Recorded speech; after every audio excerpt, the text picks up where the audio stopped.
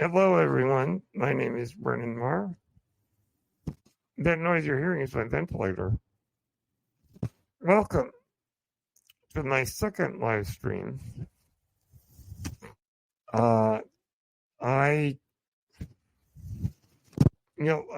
this one is an early birthday celebration. So my birthday is in 2 weeks. Full disclosure, I will be 39.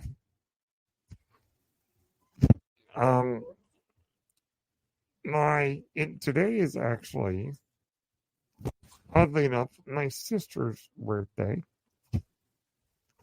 We are 2 weeks less than 2 years apart. And so happy birthday, Shannon. She is one of the most amazing people. Valedictorian in high school. Very motivated. Mother to my nephews and nieces. Soon to be another niece. Added to the group. So happy birthday, Shannon. And I hope that you're having a great day. So today I wanted to just kind of go with whatever's on my mind. First of all, in the chat, we've got my buddy Captain Hopper. Hey, Captain, thank you very much. That's very kind of you. So I wanted to talk really quick about Skeleton Crew. Not so much the news,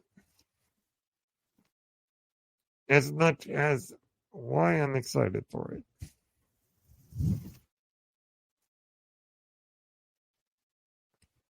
And I think the reason I'm excited is as much as I liked The Acolyte,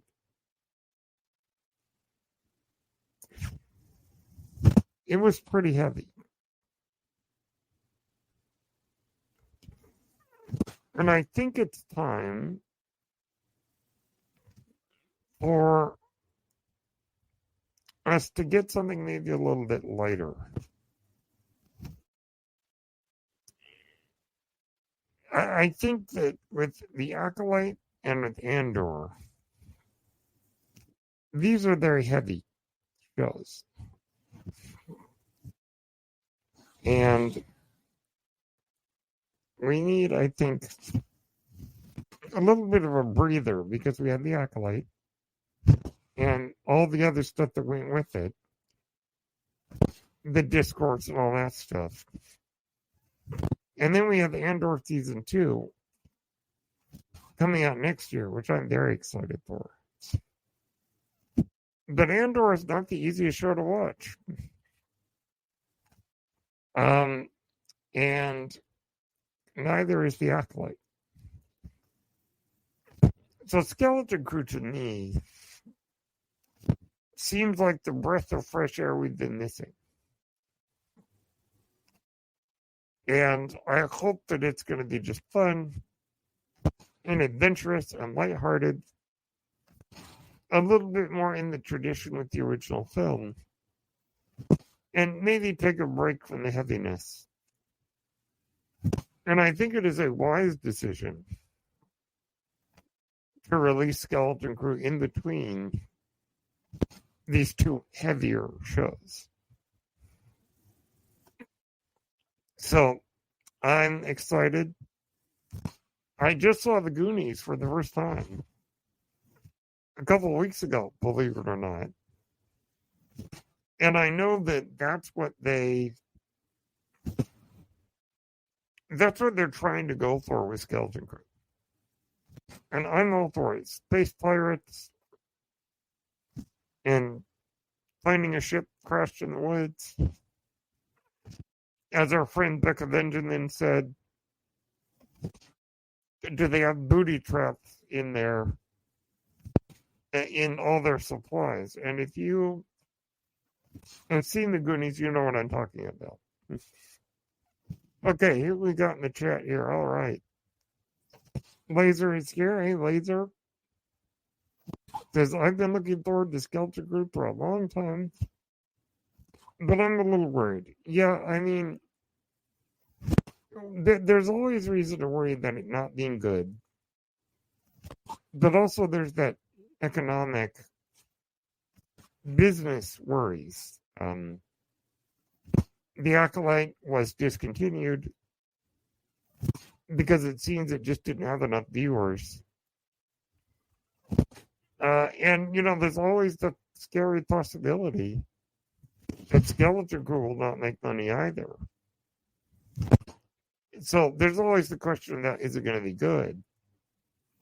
But also on the business side of it, is it going to be successful? So I agree, Laser. I agree. Let's see, who else is in the chat? Oh, yeah. It's John Wilcox. It's J-Dub. Thank you, John, very much. John and Cooper have been big supporters of my work for quite a while now. And I've had the privilege of talking with them quite regularly and sharing our love of Star Wars. The interesting thing I think about Skeleton Crew is that, we're getting into kind of that era because it takes place at the same time as The Mandalorian. So we're looking at kind of an interesting time in the galaxy. Because the Empire is gone, and I say that very loosely, because we've learned in The Mandalorian that the Empire looks like it's just a bunch of scattered warlords. Turns out, no, it's actually an organized initiative. And they're waiting for a certain blue-skinned Grand Admiral to return. Yeah, the timeline is very surprising. J-Dub says, I will say, the timeline placement of Skeleton Crew was a surprise to me. Very interesting. Yeah, I agree. It's an interesting choice. So the Empire is at least, for the most part, out of the way. The New Republic is rising. This is the early days of the New Republic. And there's a sense of, probably a sense of pirates taking the opportunity to get in and start causing trouble. And of course, who doesn't love space pirates? So these kids running into space pirates sounds like a lot of fun to me. Captain Hopper says, I am very much looking forward to Skeleton Crew. Yeah. Yeah, I am too. We have to wait a little while. Just over 2 months. And I hope that it's kind of going to be the palate cleanser that I hope it's going to be. So anyone just joining us, the StreamYard link is in the chat. So feel free to come in and share your thoughts. If you'd rather stay in the chat, that's fine with me. Just let me know how you're feeling out there. I know that it's been a little bit. Oh yeah, J-Dub says he loves the concept. Yeah. So I gotta say that right now is a weird time in the fandom. Because I think the discontinuation of the Acolyte has led a lot of people feel kind of bummed out. And I agree. I'm feeling a bit bummed out that it was not continued. Now, certainly we can debate whether or not it's a good show or whatnot, but I'm just a little bit bummed that it did get discontinued because of how many people were very enthusiastic. But as nerds, there is a long history of shows being canceled. The original Star Trek was canceled once. The fans saved it for another season, and then it was canceled again for good.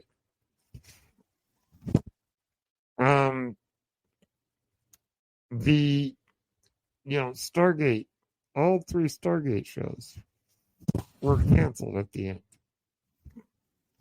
Star Trek Enterprise was canceled. Farscape was canceled. Most famously of all, Serenity was canceled. Or Firefly, Serenity is the movie. The list goes on and on and on. And Community was canceled, I swear, at least 3 times. But the fans were able to save it. So I will say, never say never with the future of the Acolyte. There is a chance it will be saved, and if not, then I'm sure they will continue the story in books, comics, video games. Who knows? Even animated shows. So I trust that no matter what, the story's going to keep going forward. Captain Author makes a really good point here. My only concern is the toxic anti-Disney fans, and he says that in quotes, who ruin it for the rest of us. Yeah. Yeah, I agree. It's very sad that that's how it is. Now, I try to ignore a lot of the toxicity, but sometimes it's so nasty that I can't just sit back and ignore it. It really gets to me. It does. I'm trying to work on that. I think the real trick is if you run into toxicity, don't respond at all. That's my advice.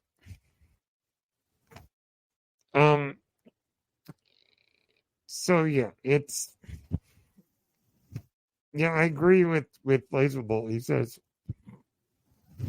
I don't like that the haters take the cancellation as a win. Less Star Wars is a loss for us all. Yeah. Yeah, we could get into that, but I do just want to say right up that you may be aware of some stuff that happened a week or 2 ago. I just want to say from the bottom of my heart that I love and I support Alex and Molly Damon as Star Wars Explained. I love them. And I support them 100%. And Molly particularly is awesome. So just wanted to say, I don't want to get into the specifics of it, but I love them and I support them completely.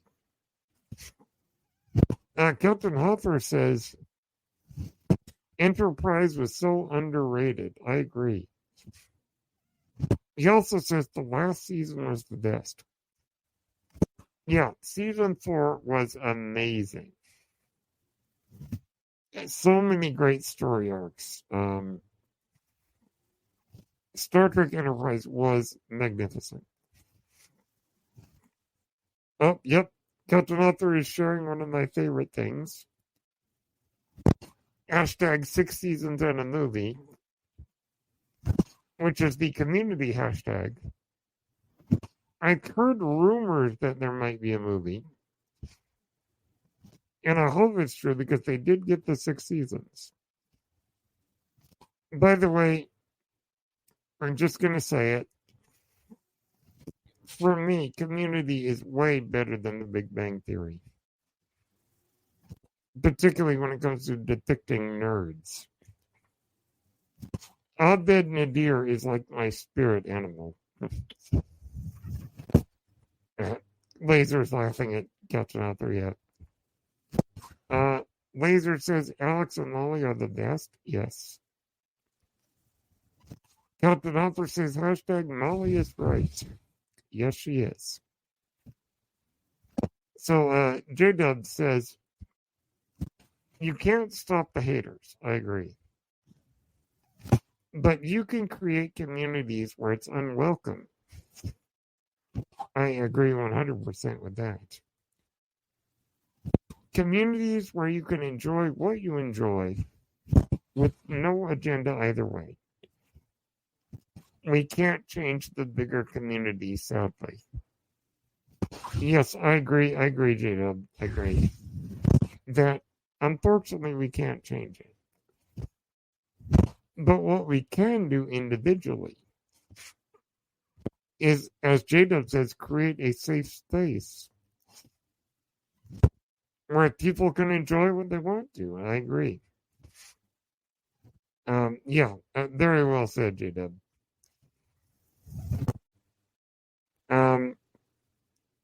Captain Author says the Community movie is supposed to be on Peacock.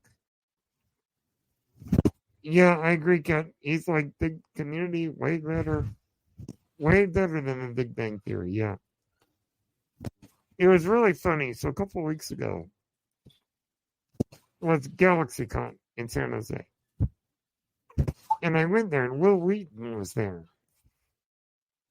I got to meet him and got his autograph. I had him autograph a picture from Star Trek Prodigy, which is the animated series. One of the pictures that his assistant said, "Do you want him to sign this Big Bang Theory picture?" I didn't say anything, but inside I was saying, "Not on your life." No disrespect to people who like Big Bang Theory. There are some very funny moments. Community just works better for me. I see the world the way Abed sees it, through the lens of movies and TV. Laser says Big Bang Theory is pretty good at first, but when it got old real fast. Yeah, I would agree with that. Captain Author says, got kind of mean. Yeah, laughing at nerds and not laughing with nerds. Yeah. But putting the Big Bang Theory talk aside,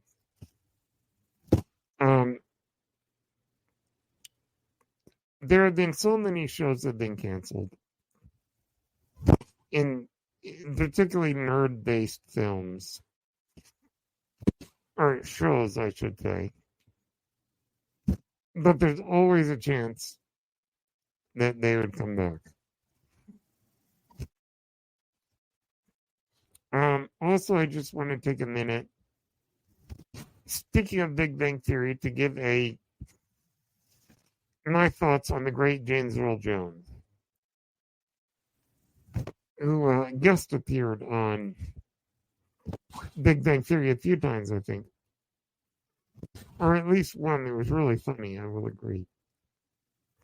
I will admit it's very funny. James Earl Jones, that voice is the voice of my childhood in many ways. Lion King came out when I was 9. So it really, played a big role there. Darth Vader has always been a presence in my life. I'm looking at my Darth Vader piggy bank head. I've got like a bank shaped like Darth Vader sitting on my dresser. And so many other films. Even Dr. Strangelove, you might recall. He has a small role in that. Field of Dreams. The Hunt for Red October, one of my favorites. The Sandlot, of course. You're killing me, Smalls. Great movie. And of course, the voice of CNN. Yeah. So,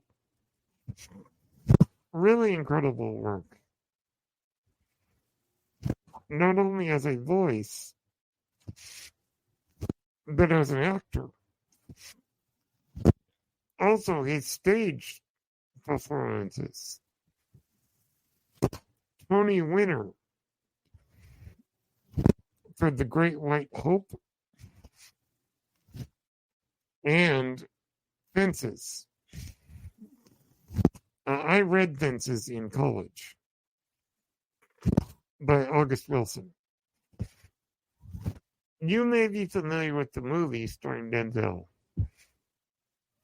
Originally in the 80s, Troy Maxson was played by James Earl Jones. And there is a clip you can find on YouTube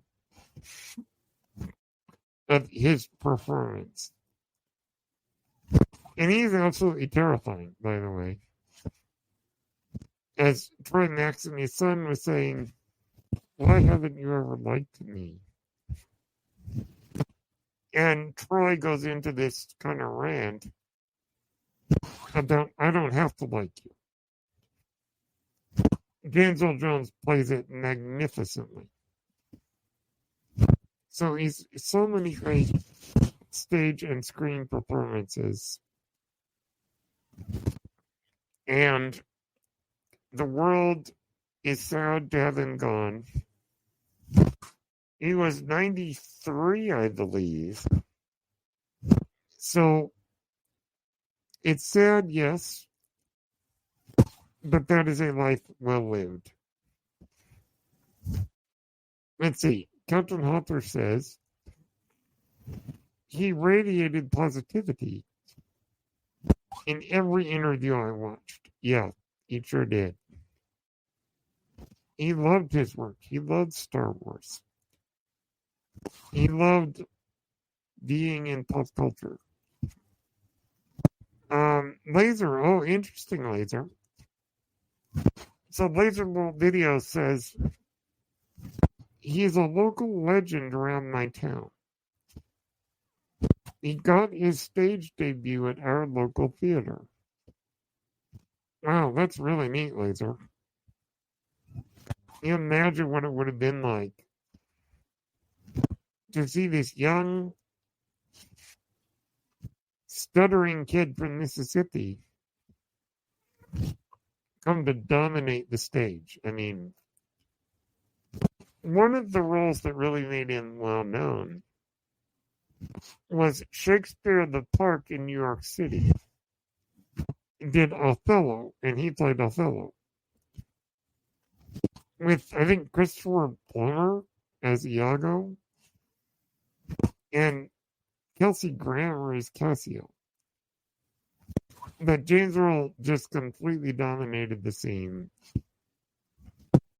with like the roar of the lion.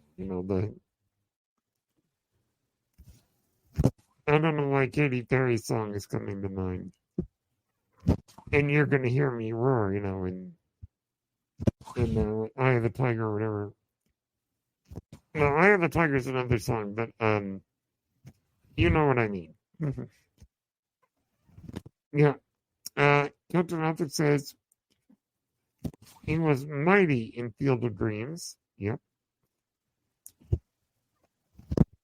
Laser says he was hired to help build the theater and ended up starring in shows. That's really amazing. And Laser points out, yeah, the Othello was in the 1950s. And before he'd ever starred in a movie. So yeah, thank you, James Earl Jones, for everything that you did to make our lives all the much richer. Yeah, truly extraordinary. The other thing is today is Mark Hamill's birthday. I just recently watched or rewatched Batman Mask of the Phantasm. Mark Hamill, outside of playing Luke Skywalker, has been the animated voice of the Joker in video games and on TV for many years. And I think his Joker is really quite terrific and very iconic. Also, just Mark Hamill as a voice actor is terrific. So, happy birthday, Mark. Thank you for yet again making our lives richer. Captain Alfred says he is the definitive Joker. For Captain Alfred, yeah. Yeah, there's so many great performances as Joker that it's hard for me to pick which one. But I think to me, Heath Ledger is the one that has impressed me the most. But Mark Hamill certainly has been doing it the longest of anybody.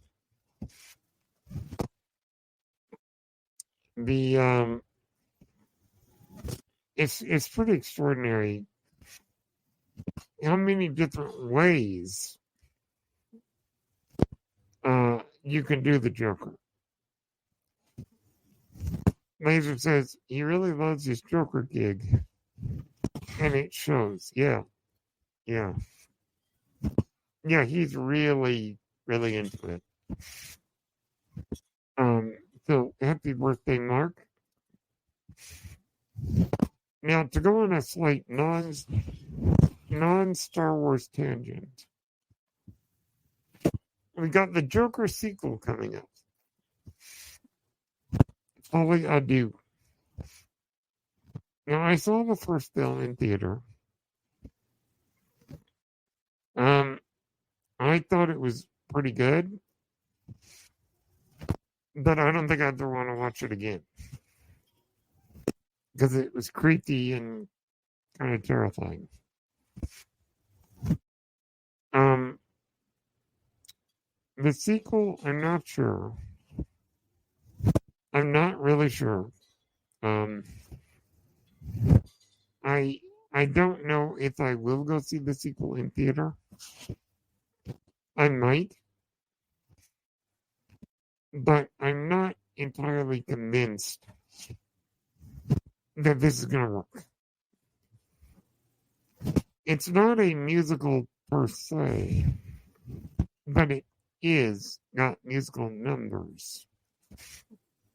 That's an interesting choice. By the way, here's an interesting fact for you. There's more singing in the Joker trailer than there is in the Wicked trailer. There's been no singing in the Wicked trailers.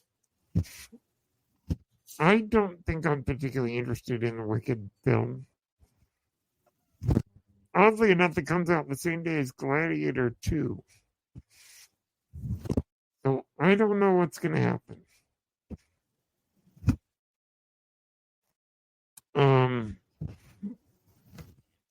So, by the way, I thought that was rather interesting. That, well, not to go on another tangent, but the reason I mentioned Wicked is Wicked opens the same day as Gladiator 2. But all the trailers for Wicked have featured no singing. The Joker sequel trailer is featured more singing. Interesting. And then as for Lady Gaga playing this other version of Harley Quinn, well, we'll have to see. Let's see. Laser says, I hope it succeeds, but I won't be watching it in the theater. Yeah, I agree that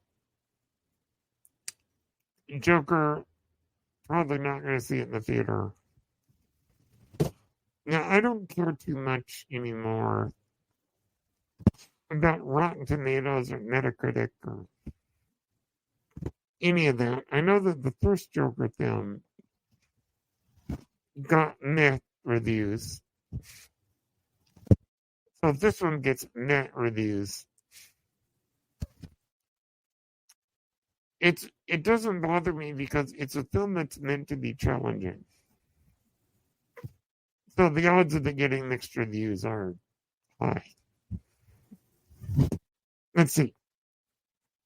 Captain Hopper says, Gladiator 2 looks better than I thought it would. I want to see it. Yes, I will probably be going to see it in theaters. Even if it's not good, I'm going to go see it. Because you give me a run an epic, I mean, come on. Denzel continuing his period piece acting, as he did Macbeth a couple years ago. Yeah, I agree with J-Dub. He says Gladiator 2 looks good. Yep. Laser says it will be a spectacle for sure. I'll tell you what, folks. Ridley Scott. He has made some amazing films. And he's also made some films that are not good. Or, well, just plain bad. And Gladiator 2, which he's also directing, looks like it's going to be a Ridley Scott film.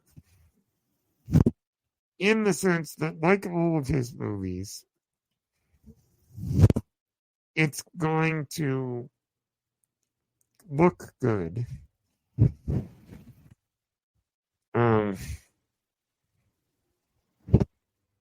Even if it is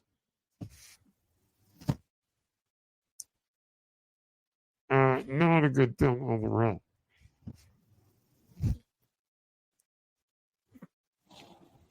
A friend and I were talking, and we've come to the agreement that Ridley Scott is only as good as the script. If it's a good script, it will be a good movie. It would say bad script, it will not be a good movie. Because he doesn't seem to add much to the screenplay. Now, this is not true in every film. A lot of his films, where the script is the script, and he's going to direct that script, no matter what. And if the script is good, the movie will be good. For example, The Martian is one of my favorite films. Drew Goddard wrote that script based on Andy Weir's novel. And the movie was extraordinary. In fact, I know a couple of people have to remind themselves that it's a Ridley Scott movie because most Ridley Scott films are a little bit on the serious side, except for Matchstick Men and The Martian.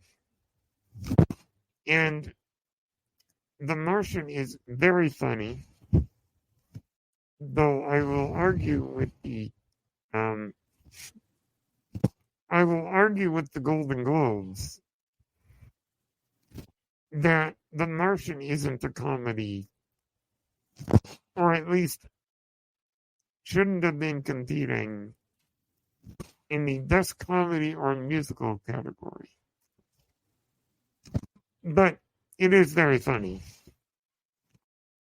And we can certainly debate that point. But the script was great. By the way, Drew Goddard, who wrote the script, wrote several popular episodes of Buffy the Vampire Slayer. And when I found that out, I realized that it made sense because the sense of humor in The Martian is similar to the sense of humor in Buffy. It's a perfect blend of drama and comedy with a lot of pop culturalisms and almost what you might call Buffy speak in the dialogue. And I agree. The Martian has that style. That once you know the connection between Buffy and the Martian, at least for me, I see it. So whether or not Gladiator 2 will be good, I think it's going to depend on how good the script is. But it is certain to have great spectacle and be visually arresting. Let's see what we got here. We got Laser says it's Scott's best comedy. Yep. He says it's just weird that comedy was the closest category to describe a sci-fi flick. Yes, I agree. I think sometimes they don't know what to do with sci-fi. Though I would argue that The Martian technically isn't sci-fi.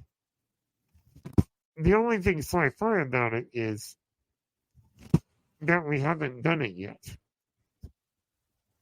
But the technology, as far as I know, is real stuff. Let's see.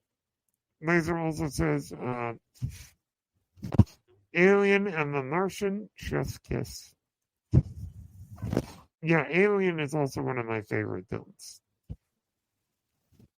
In fact, as we're coming into spooky season, Alien is my favorite horror film. Laser says plus Blade Runner. Yeah, Blade Runner. Oh yeah, oh yeah.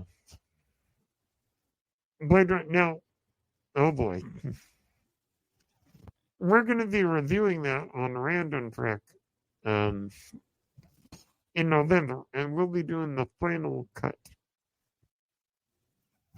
Speaking of, well, Ridley Scott and director's cuts versus theatrical cuts.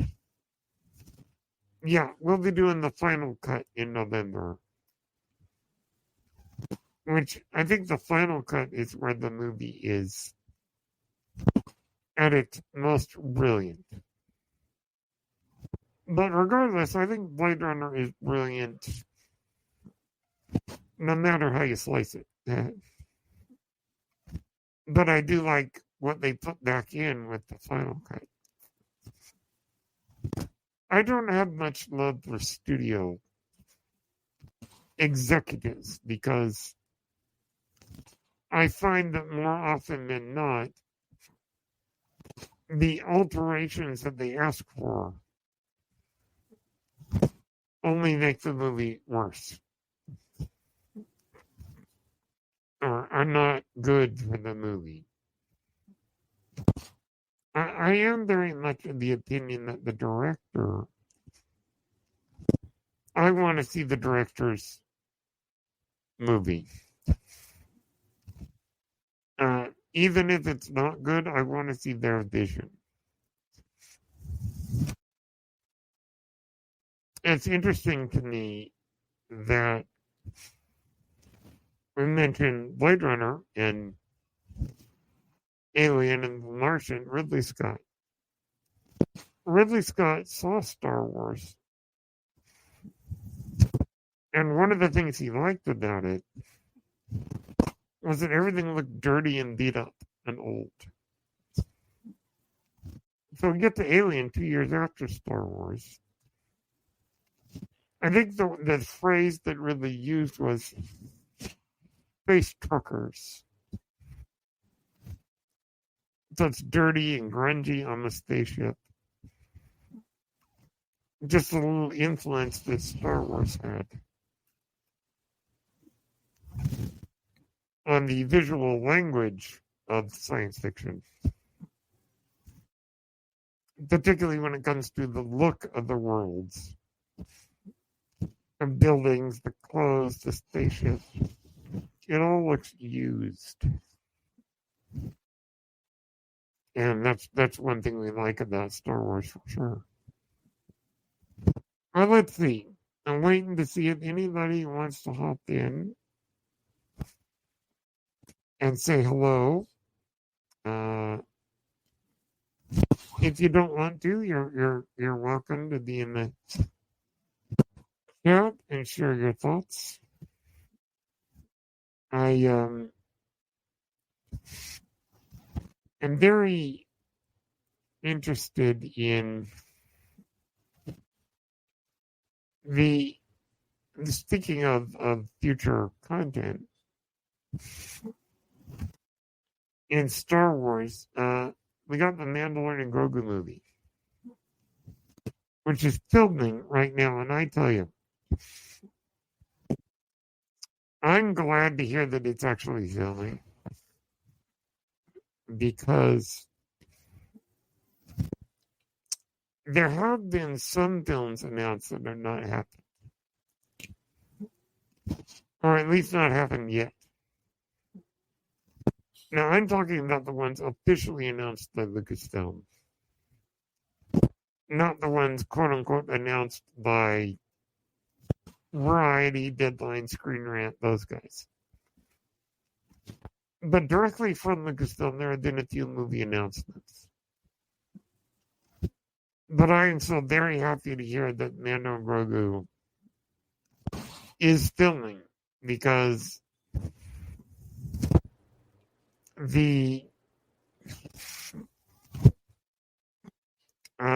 because it's happening. Somebody once said it's the tangibilization of the movie. Let's see. Looks like I missed a comment here. Captain Author says that that the Joker film, the original one, as in 5 years ago Joker, was fine, that it did not feel like the Joker. It felt like pseudo Joker, for lack of a better term. Yeah, no, yeah, I agree. It's a very, very different approach to the idea. He's really not the Joker. He's a Martin Scorsese style sociopath who likes to dress up like a clown. I mean,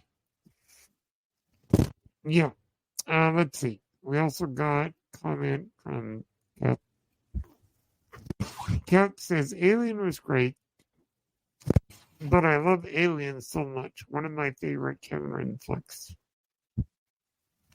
Yeah, Aliens is my favorite James Cameron movie. And we will also be reviewing Aliens. In fact, sneak peek the random track. We'll be reviewing Aliens for October in honor of Halloween. So keep an eye out for that. It's very interesting that how we got started with Random Trek. As you know, we watch random episodes of Star Trek based on a randomizer. But every month we do a Star Trek movie. Well, we reviewed all of the Star Trek movies. So now we're, for the last, I don't know, year, I think, we've been reviewing other sci-fi films. And yeah, Aliens is coming up, and I'm very excited to bring that to you when we get there. I think that Alien and Aliens are a great example of how you can have a sequel that goes in a completely different direction than the original. Alien is basically a slasher in space. Aliens is a rip-roaring action film. Which, by the way, I don't know if a lot of people know this, but Sigourney Weaver in Aliens was nominated for the Academy Award for Best Actress. Action films typically do not get nominated in the acting categories. So it was really neat to learn that Sigourney Weaver was nominated for an Oscar. That's really cool. And I am in awe of her. And speaking of Star Wars, she's going to be in the Mandalorian Grogu movie.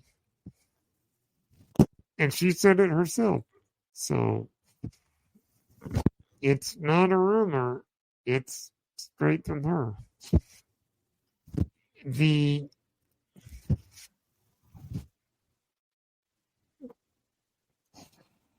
the we don't know what she's going to be, and I would hope. Now, I mean no disrespect to anyone. When I heard that Christopher Lloyd was going to be in Mandalorian season 3, I was very excited. I have to confess right here, I don't like that episode. Sanctuary in season no, the Guns for Hire, Guns for Hire in season 3 of Mando. I don't particularly like that episode. Now, I'm not complaining about Jack Black and Lizzo, even though I do think Lizzo was a little bit flat in terms of acting, but whatever. I'm not complaining about them being in Star Wars. The episode just doesn't work for me for whatever reason. But as we saw, Christopher Lloyd didn't have a very big role. I would hope, and maybe I'm being an entitled fan. Maybe I'm behaving like an entitled fan. But I would hope that Sigourney Weaver is in the movie as a bigger character than Christopher Lloyd was in Mandalorian. Because it's Sigourney Weaver, I mean, for heaven's sake. Now, what she'll be playing? I don't know. I mean, she could play a Mandalorian. She could play an Imperial officer. She could play a New Republic officer. She could play a pirate, though that would be kind of interesting. A soldier, who knows? So we'll see where that goes. But I'm very excited for the movie. And I'm excited to see what she has to offer. Let's see. Captain Hopper says, have you seen Agatha All Along yet? Well, apart from tonight's episode, yes. I saw the first 2 episodes. Interesting. It's too early for me to say whether I like it or not. I mean, Catherine Hahn is great. Just, she is. And Aubrey Plaza, speaking of the... Well, it's funny because I sometimes put Community and Parks and Recreation in the same sentence. Aubrey Plaza, of course, very famous for playing April Woodgate in Parks and Rec. She's in the show Agatha All Along, but we've only seen her once, or in one episode, I should say. We'll see where that goes. So far, I don't really have an opinion on whether I like it or not, because I don't really know what's going on, but, well, now I do. Episode 2 kind of clarified what's going on. I am interested to see where the story goes. So I guess in that sense, they got my attention. And, it's Halloween time. Time for a little witchy goodness. So, yeah, I am intrigued, I think will be the right word. Okay, let's see what we got here. Captain Hopper says, the 3 most kick-butt women in cinema. Princess Leia, Ellen Ripley, And Sarah Connor. Yeah. Yeah. And I think that all three of them are like an evolution of the other. We start with Leia, really, and then we get Ripley, and then we get Sarah Connor, and one goes to the next. Yeah. So let's see, Captain Hopper. He said he liked the droid angle in that episode of Mando, but the episode was not the best. Yeah. Yeah. Otherwise, I mean, I just rewatched Mando season 3, and it's fantastic. And am I thought, I mean, for me personally, it might be my favorite season of The Mandalorian. But yeah, good stuff. Laser says about Ripley, first officer on a mining vessel. Yeah. Yeah, it's Sigourney Weaver. Yeah. Basically playing the same character she did in Alien. And first officer on a mining ship. Yeah. No, I can see that. It'd be funny if that's what they did. Now, it might be a bit on the nose, but I'm sure they could find a way to make that interesting. The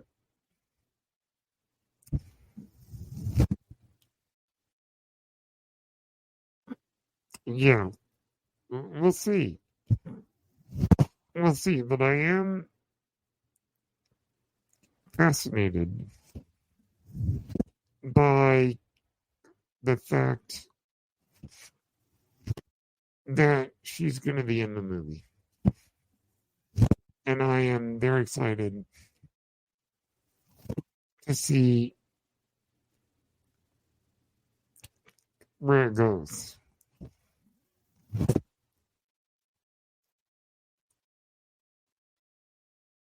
Let's see.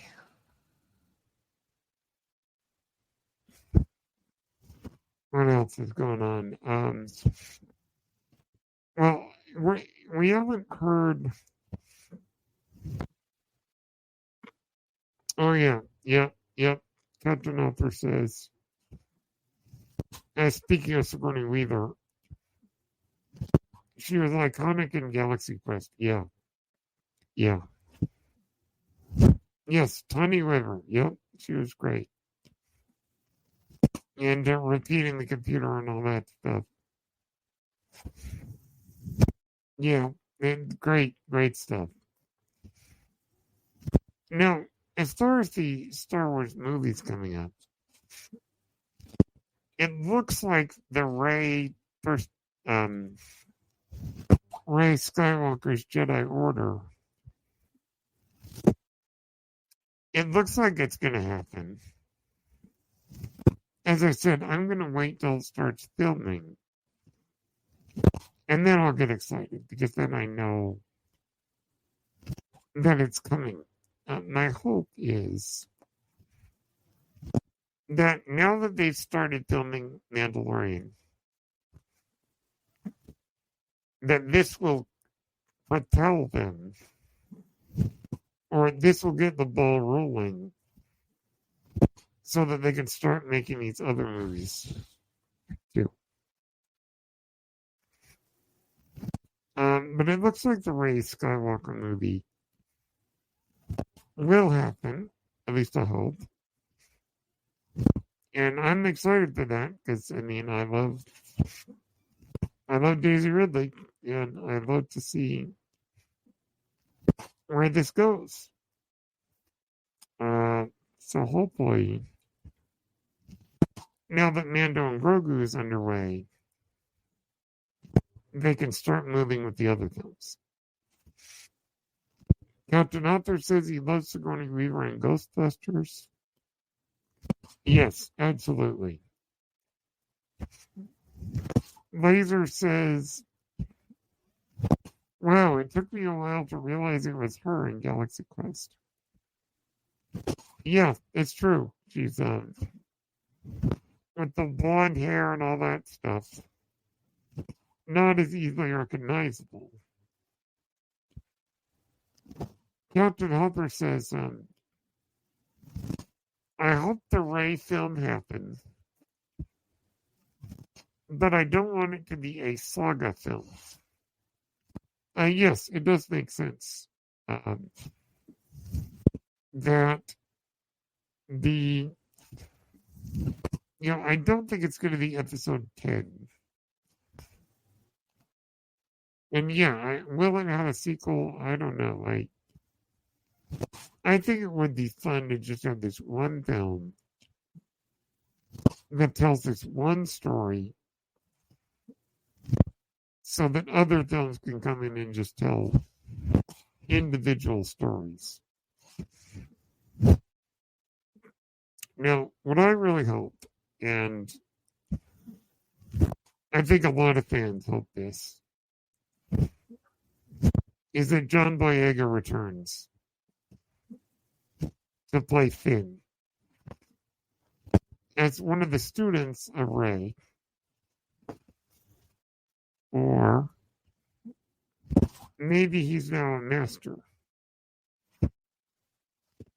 I would really hope John Boyega comes back. I don't want to get into it, but there was some stuff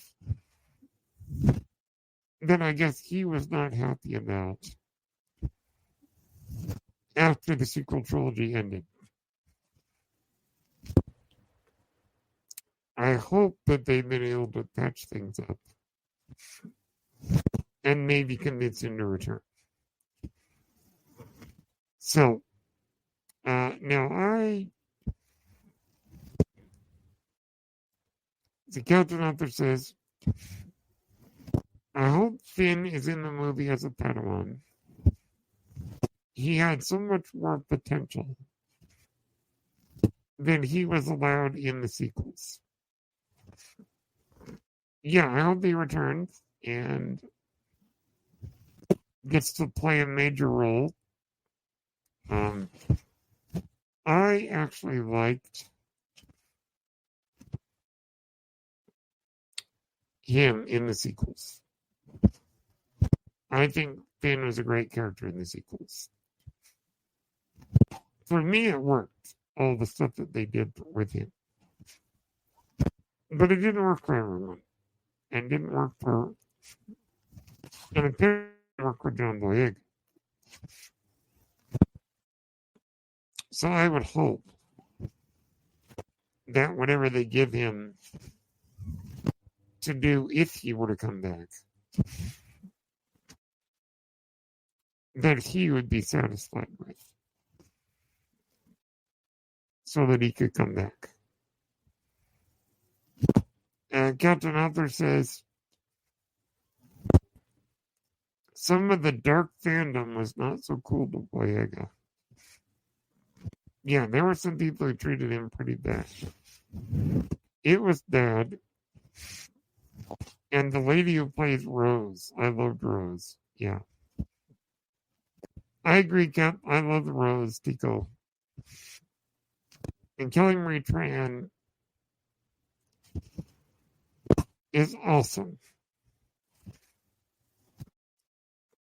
So I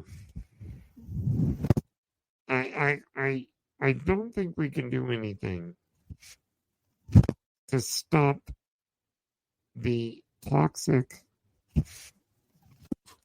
people online. Now, I would like to say right up here that we cannot reason with them. You cannot talk them down. If they're being hateful, they're better to be ignored. But I think what needs to happen is the social media companies need to stop letting these things happen.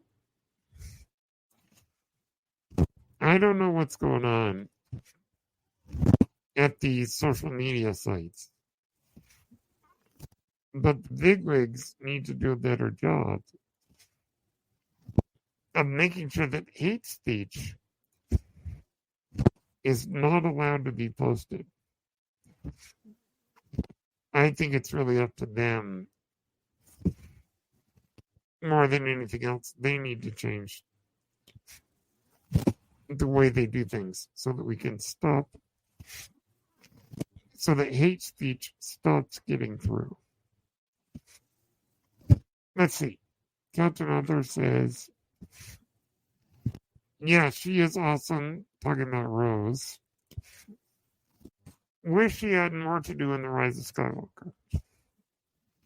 Yes, I agree that I wish she had more to do. I don't know if this is true or not, but apparently they filmed more scenes with her. But those scenes were with Leia. But apparently they couldn't get the recreation of Leia to look right, to look good on screen. So that's why those scenes were cut. I've heard that somewhere. I don't know if it's true or not. Which, by the way, speaking of actors who passed away, we lost the great Ray Stevenson shortly after they finished filming Ahsoka. Baylan Skoll is a great character. He stole the show in Ahsoka. Now, there's a report going around. We have to take this with a grain of salt. But I hope it's true. That they're going to recast the character. I would like that. Because I think that Baylan's story was too important for them just to end it.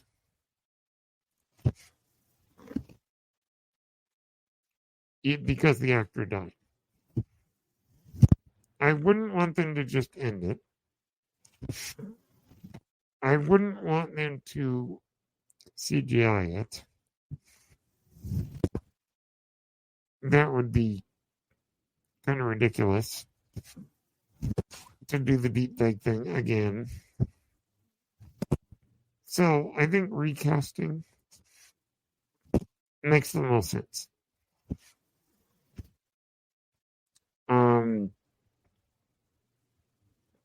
Captain Author says he hopes it's Leah Schreiber. Yes, Leah Schreiber. I could totally see in this Baylan. So that's exciting.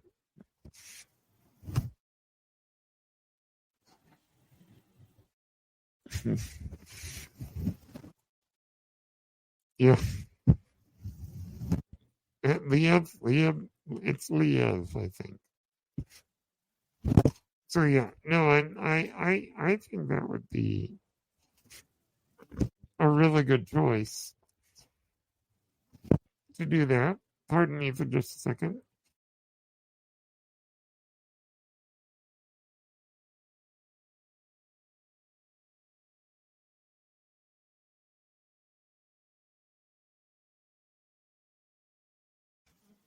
But sorry,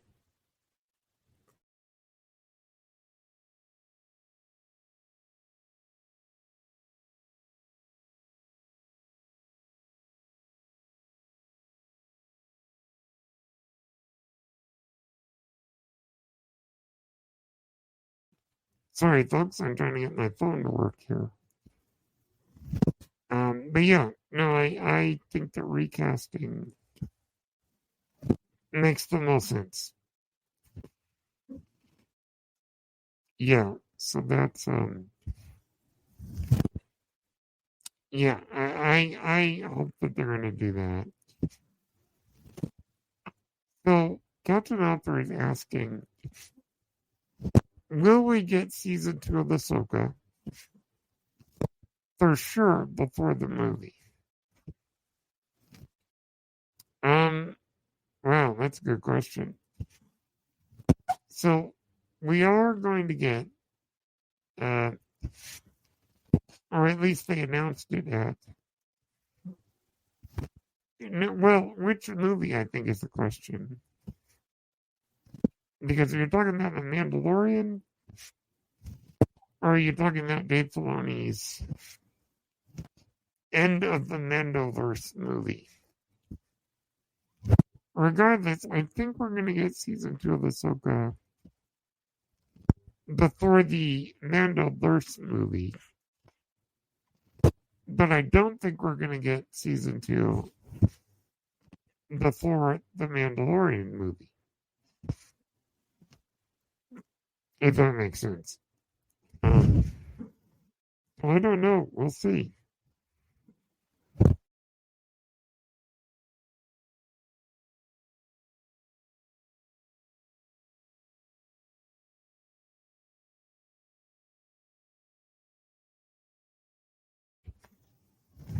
Yeah, so that's a good question.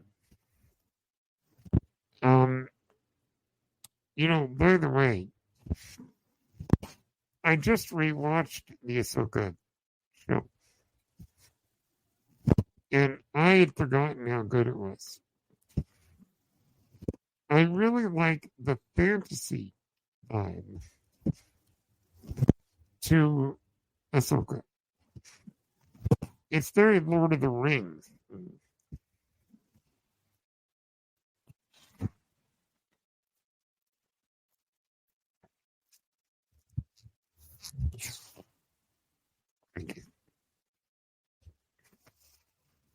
It's very Lord of the Rings with wolves and witches and the Witch Kingdom capital looks like Minas Tirith and many, many other fantasy elements to it. And of course, if you haven't seen it yet, go see it. But something big, make sure you go and watch it. It's good stuff. Something big happens at the end that is probably going to be pretty important moving forward. So, we got another question here from Captain Hoffer. He says, is season 4 of Mando going to happen? Or just the movie? Um, there hasn't been an official statement, as far as I know, from Lucasfilm. I think I heard somewhere that season 4 is going to happen after the movie. I know that there was talk of maybe season 4 was reworked into a movie, but I'm not entirely sure how that's all going to play out. When it all comes down to it.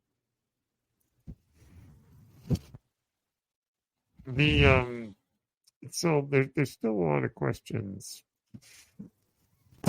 um, about how this is all going to play out. Um, so I don't know. I don't know, but I trust that they know what they're doing,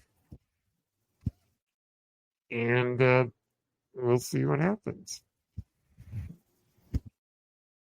The one of the the Mandalorian, I gotta say, it's really extraordinary, and I'm a little bit bummed, a little bit, that season 3 was not as loved as the other two seasons. I think that if season 3 had come out right after season 2, it probably would have been very well liked. Or more liked than it was. But Book of Boba Fett came out, which I think is great, or I think it's good at least. But that didn't really get a lot of love. Obi-Wan, which I still think is almost fantastic. I'll say that. And there are a few things in Obi-Wan that I didn't like, but overall I thought it was great. And then Andor. So basically, I think that season 3 of Mando was fighting an uphill battle because there had been 2 shows that had gotten real divided opinions, and then Andor, which everyone loves, including myself. Then Mando season 3 comes out, and I think because there had been some stuff that people didn't like, and particularly a show that they all said was amazing, Mando season 3 was fighting an uphill battle because it was being compared to Andor. And there had already been some jaded opinions after Book of Boba and Obi-Wan. But, I'm not here to really say who's right and who's wrong. I just rewatched Andor recently, too. Andor is, I think I can say this without hyperbole, Andor is one of the greatest things I've ever seen on streaming. The only thing that I saw that was a streaming show that I watched that I would put close to Andor was The Watchmen. I'm sure that there are other streaming shows that you could also include if you wanted to. But for me personally, now Andor is great. Is excellent. It's pretty much a masterpiece. But I love the other shows too. And the reason I point that out is that I'm not of the opinion that every Star Wars show should be like Andor.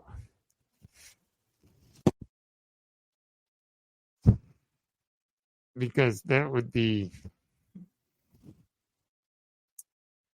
terribly depressing. So,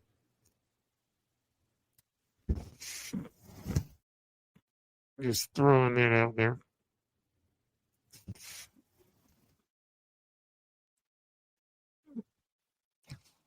I think that I'm very excited for Andor season 2. And I wonder, so Andor season 1 takes place before Star Wars Rebels. Andor season 2 is going to take place during Rebels timeline. So my question is, will any characters from Rebels show up on Andor?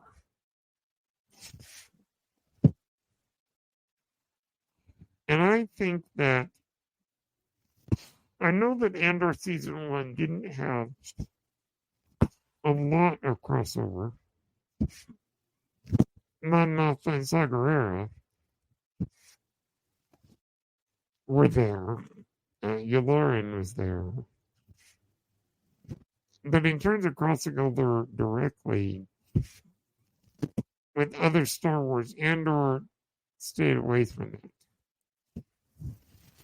I think it's going to be a little bit more difficult to avoid crossovers this time because of the time period.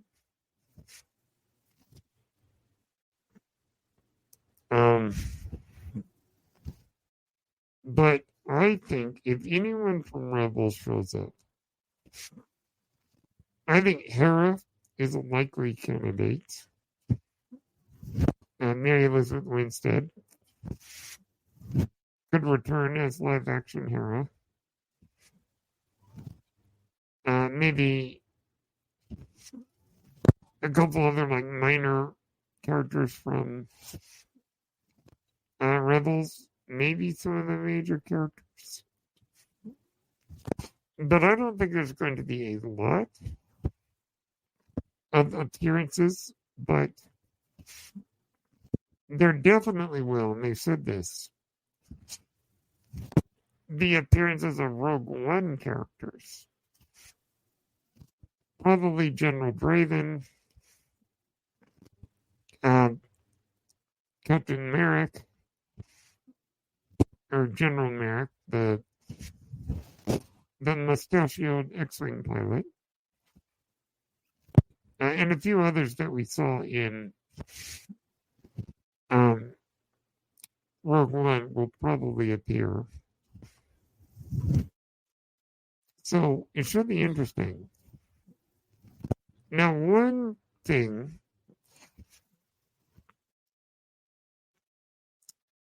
that I think makes sense is in Rebels, we saw Mon Mothma need to be rescued basically by the ghost and taken to a place where she would officially announce the creation of the Rebel Alliance. We saw this happen in Rebels. I believe the episode was called Secret Cargo or Precious Cargo. Well, now that we have a little bit of context from Andor as to what was going on Coruscant with Mon Mothma, the opportunity of season 2 of Andor is to show what happened on Coruscant that made Mon Mothma have to leave. Now, Mon, in the episode of Rebels, had given an inflammatory speech accusing the Emperor basically a genocide of the people on the planet Gorman. Now, what's interesting is Gorman was mentioned in Andor in that Mon was trying to work on saving the people of that planet.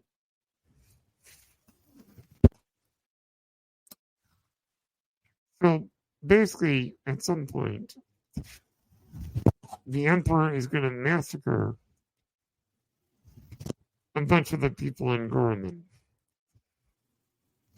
Mon Mothma, in that episode of Rebels,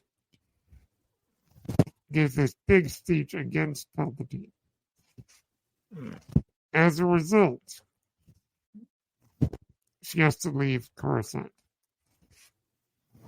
Or escape, I should say.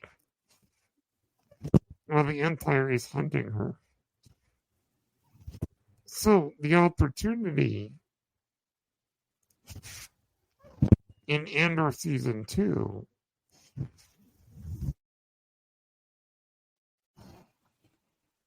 is to give us a little bit of the background of what happens to Perrin and Lita. What happens to Mon Mothma's family? Are they killed?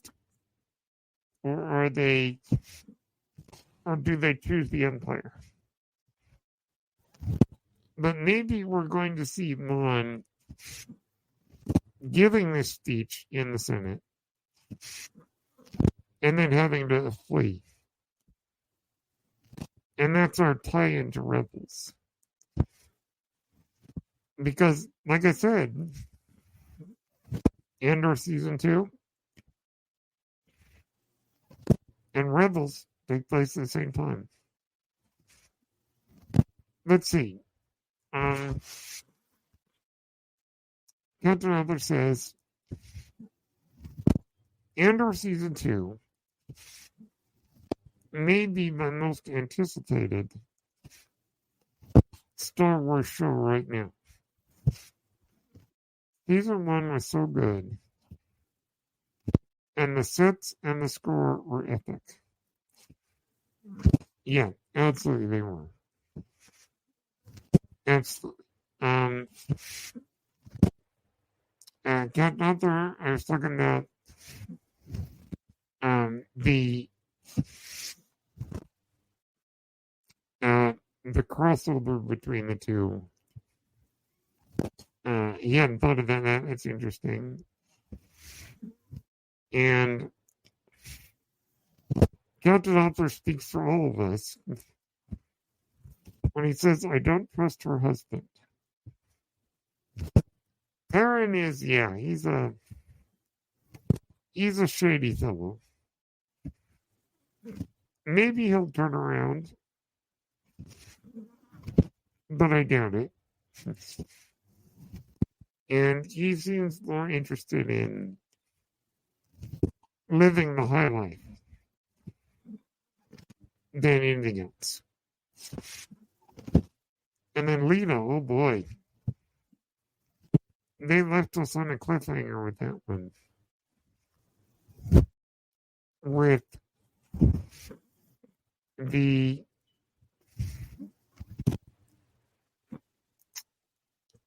whole meeting up with oh man, what is the guy's name? Devil Skulden, yes. Meeting Devil Skulden's son in like a arranged marriage type thing, which oddly enough Lita seems to be into, which is kind of terrifying. Anyhow,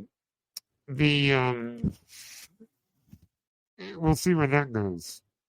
I'm very interested though to see where we go next? I have seen a picture that they showed at Celebration of Cassian Andor at a party on Coruscant. With wearing a nice suit, with his hair slicked back, probably doing some kind of undercover James Bond style stuff for the rebellion. It'd be interesting to see the moment if and when Andor meets Mon Mothma. That'd be kind of interesting. Now, I know that they haven't been doing a lot. Or Andor Season 1 didn't have a lot of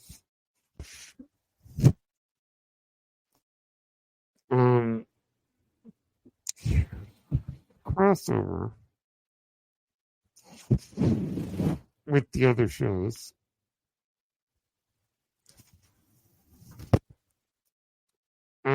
Now, my big question for me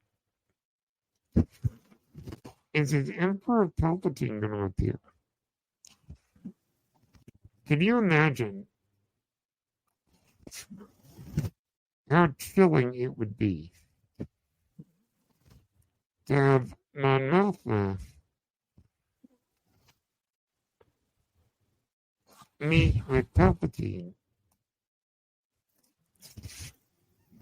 And he's kind of onto her.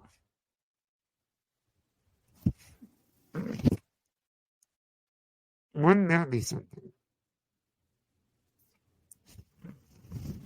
Kevin playing like a cat playing with yarn. Palpatine sort of toying with Mothma. Mothma has been openly critical of the Emperor because, as she says, I'll show you the rock in my hand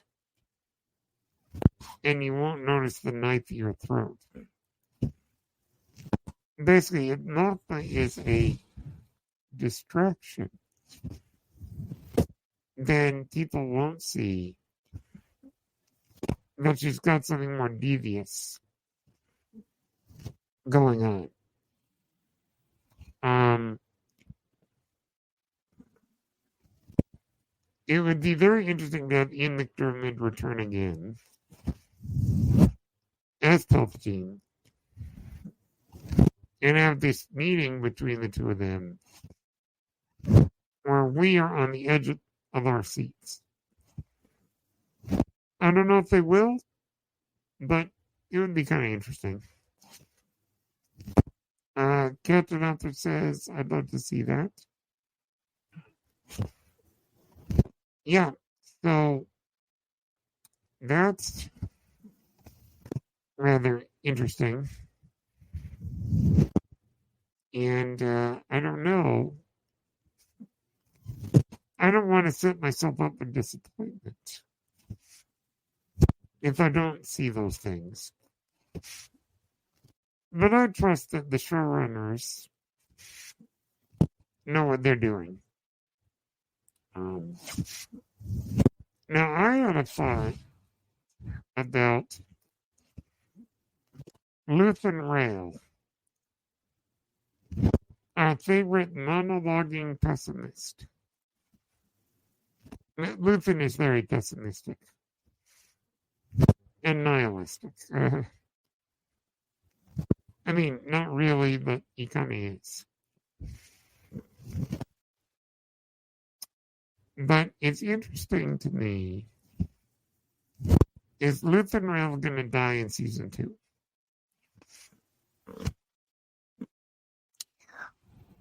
Now, I have a feeling, and I don't know, I can't I can't prove it. But I think that Luthen maybe won't die. I almost have this idea that Luthen, as we saw, seems to basically have a death wish. It's almost like he wants to die in the fight. Wouldn't it be interesting if he doesn't? I don't know what would be worse for him, dying or living. It would be interesting if he kind of had to live. And he didn't get his death wish. And eventually it's just a matter of Luthen going, well, I'm out. Or maybe Cassian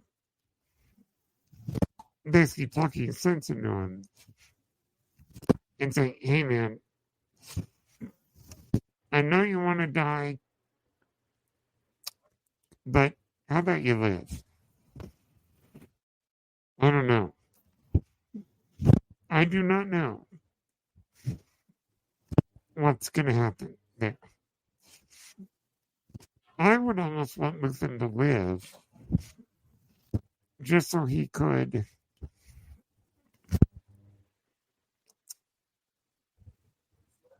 not get his wish and discover that there's more to existence than dying for a cause. Maybe I'm wrong. I do agree with Captain Arthur here. Luthen stole the show, yes. Andor was an intense and suspenseful show.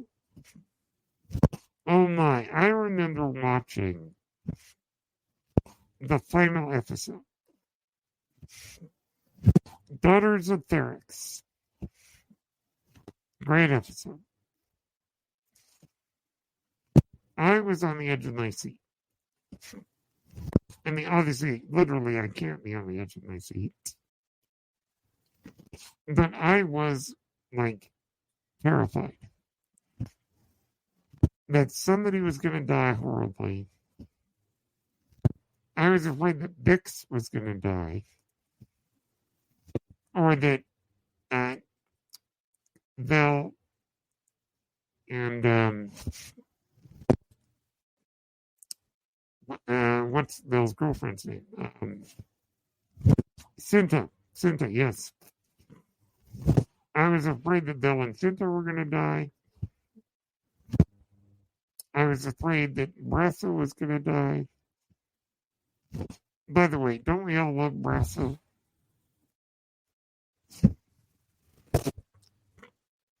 Don't we all need a friend like Brasso?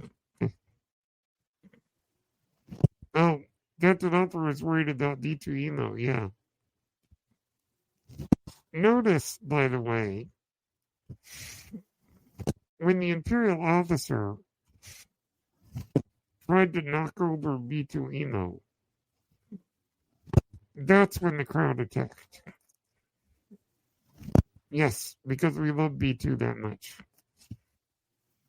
Or B, as he's called. I was very glad that really nobody died.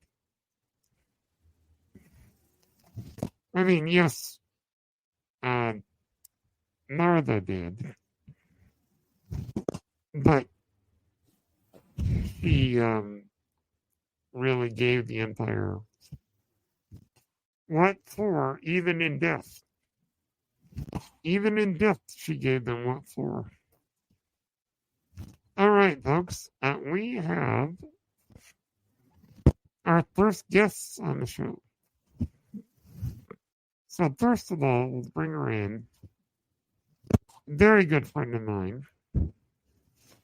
Adelia Chamberlain, who is one of my favorite people on the internet,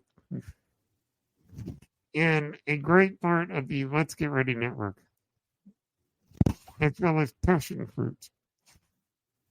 And if you're not following these channels, do yourself a favor. Here she is. It's Adelia. Hey, Adelia. Hi, Brennan. How are you doing? Good. How are you? I'm good. How's the stream been going? Sorry I couldn't be here before. Well, we've been getting a very interactive chat. That's good. And Captain Opera and Laser Wolf and J-Dub and Boop is really cool. And here in the chat we have Brandy. Thank you, Brandy. That's very kind of you. Yeah, happy early birthday, Brennan. Thank you. Yep, 2 weeks away. 1 day less than 2 weeks. So. Yeah. Yeah, I was mentioning at the top of my show that it's actually my sister's birthday today. Oh. So I gave a shout out to her. Nice. She's just younger than me by 2 years. So. Yeah, so how you doing? Doing good. Been a pretty long day, but I'm doing good. Yeah, I'm glad to hear. Anything you wanted to talk about specifically? I don't know. What's been going on? Well, are you excited for Andor Season 2? I'm very excited for Andor Season 2. I love the first season of Andor. Yeah, me too. It's intense stuff, though. Yeah. I was saying at the top of the show that I'm glad that we get Skeleton Crew first. Yeah, I'm looking forward to that, too. We can kind of get something fun and entertaining. And then we can get the heavy stuff. Yeah, Andor's definitely seems like it will be much heavier than Skeleton Crew, but oh boy, yeah. We'll see. Were you a fan of Rogue One when it came out? Yes. How would you? Is that like? So would that be your favorite of the modern Star Wars? It's probably my favorite of the Disney era Star Wars movies. Yeah. Yeah, it's a good choice. I mean, and then we're seeing it in a full theater opening day. It's pretty cool. I'm excited that they've announced that some of the characters from Rogue One will be returning to Andor. Yeah, I'm looking forward to that. Like General Draven, General Merrick, some of the other minor characters. Isn't Alan Tudyk supposed to be back as K2SO as well? Yes, he is. Which I can't wait for that. By the way, I love Alan Tudyk. He's great. I love him in Firefly and all the various things he's done. But K2SO is great. Mm-hmm. Yep. Well, let's see. We have another guest to join us. I never know what this guy's going to say. Neither do I. He's a good friend of mine. We have quite a few great conversations. Also from the Let's Get Ready Network. It's Hollywood Hambone, Justin Hamilton. Oh, let me click the right button here. And here he is. It's Justin. Thank you. Hello, Justin. What's up? I heard you talking about like Andor and stuff like that. We do have Skeleton Crew coming up first. I just hope to have like a fun time, man. Yeah. I just want to have a fun time in Star Wars. Just make it a fun ride. That's all I want for that. Doesn't have to be the most important thing ever. And ironically, I think the fact that Andor, they went and got a Tony Gilroy's, he's done it before. He's got experience and everything else. And I think because of the fact that this character Andor is a character, we know where he ends up at. It doesn't seem like as important. You know what I'm saying? Not that it can't be a great show, but as far as a character goes, that he's not as important as, like, say, Obi-Wan, obviously, or something like that. That I think that Lucasfilm and stuff let my man do his job. Mhm. Yeah. And I think he did a great job. Yeah, I don't agree. think they were like, we got a lot of pressure on this, that we've got to go make sure everything's done right and stuff. And I really think they got out of his way. They let that guy go out there with his experience, Tony Gilroy, and do a show. And he did a great show. Yeah, and he knows what he's doing. Very Yeah, clearly. it's the best show that, to me, it's the best show that they've done for Star Wars so far. Now that's Mhm. with me. I'm not like a total hater because I like the first 2 seasons of The Mandalorian as well. Yeah. I think they're pretty Yeah. high up there. So I'm not just saying that because I think it's the only good one. I'm actually ranking it up there at the top and I actually do think that Disney has done a decent job with a couple of the other shows Yeah. and everything else. Like, I just think they're trying to find their footing. And that's what because we just watched Agatha.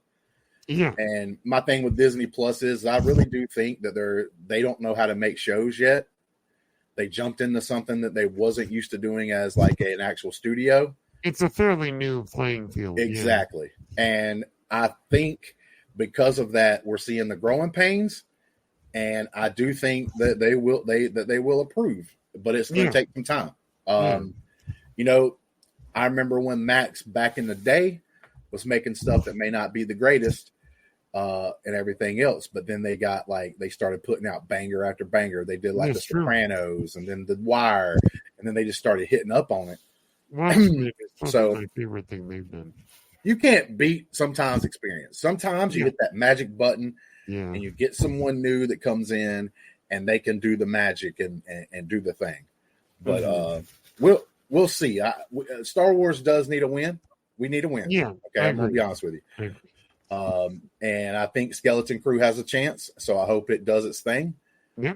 I'm excited the most for any of the movies would be the one that they Mango, the one that Mango is supposed to be in charge of, Dawn of the Jedi. Yeah. I'm actually kind of excited for that. I hope he hits a banger with that one because he's a good director and he's done some really super great movies. And I hope they get out of his way. I hope they get out of his way like they did Tony Gilroy. And I'm excited for Andor season 2. Yep. So we got some things on the docket, and I think the Mandalorian and Grogu movie can be fun, can be entertaining. Yeah, I'm not so excited about it, but hey, man, I think they can do a thing. You know what I'm saying? I think it can be also a win. Yeah, I hope so. I hope so. Adelia, which of the movies are you the most excited about? Probably that Dawn of the Jedi one, just because it's something I've never seen. I've never read those Legends books that go all the way back that far or anything. So it's going to be something completely new for Star Wars that I've never experienced. And that's sort of what I think they're kind of needing, because the sequel trilogy was a lot of rehashing the original trilogy. It's true. And I think that sort of turned a lot of people off because we've seen this stuff Unfortunately, before. And it wasn't a very good remake of what we've already seen before. So I'm going to get super nerdy. I'm going to come what Adelia becomes when you talk about Lord of the Rings. Okay. So technically is a Dawn of the Jedi like book out there and stuff. What I will say is this is the secret formula that you have to come up with. Okay. You do a story that's not exactly like that, because I don't think that book's like super. I mean, nobody ever talks about it that much, but it's not like the greatest book of all time, right? But you take some elements, you use those in this new story, maybe even with some newer characters. But come on, man, there's certain things you have to do, you have to set up. One of them starts falling to the dark side, and he's really not like ultimately. He doesn't think of himself as like a dark side character. He just thinks that he's doing something differently that's still good. No, I think that makes sense. Yeah, exactly. Kind of like, I don't know if anybody out there has seen Transformers 1. I just did. I'm going to be doing a review on that on channel. Sort of a Megatron Optimus Prime kind of Megatron thing. In this story thinks he's doing something good. Yeah. Right? Like he doesn't think he's doing something bad. And it all starts with that. Yeah. Yeah, exactly. But there are some things that you could lead into that would get people super excited. Like some of the first ever like Sith Lords. Yeah. And that kind of thing that could just like, man, I'm telling you, the hype could be boundless, but you've got to do it right and be respectful. Like that's the biggest thing. And I think James Mangold, I haven't seen him. Like his weakest thing he's done recently has been the last Indiana Jones movie. Okay? Well, we could have a debate on that, but I've only seen it once. So yeah, but like three movies before that, he had all out of the park. Boom, boom, boom, boom. Like Ford v Ferrari, movies like that everybody loved, was highly touted. And I think he just kind of got thrown into the Indiana Jones thing, right? And so maybe that was some of the things or some of the issues that movie could have had. But you also had a blown up budget. It's going to be looked at as a failure because it almost cost you like $400 to $500 million to make, which means you had to make $1 billion. So. Yeah. You would have to make $1 billion film to even break even at that point, to even start making money. So the problem with some of that stuff is you inflate those budgets and they still kind of look like a failure because they lost money. Even if a lot of people saw it, right? Yeah, it's unfortunate, but ideally, the one of the things that I know fans have been talking about that we haven't gotten announced yet is Old Republic content. Mm-hmm. Like armies of Jedi fighting armies of Sith. Would you be into that if they were to announce that? Oh yeah, absolutely. Because it's different. Like, they've just gotten into this pattern of just like doing the same sort of stuff. And I think it's been slightly broken with the TV shows, but even the TV shows are now kind of doing the same sort of stuff. Yeah, unfortunately, because I don't know what Bob Iger's up to over there, but and he's so, like, let's just do the same thing. It's like, yeah. So I think they need to do something completely different, but still be Star Wars. And there's lots of places they could go to be completely different and still be Star Wars. They could go way in the past with the Old Republic, or they could go way in the future. That's true. That's true.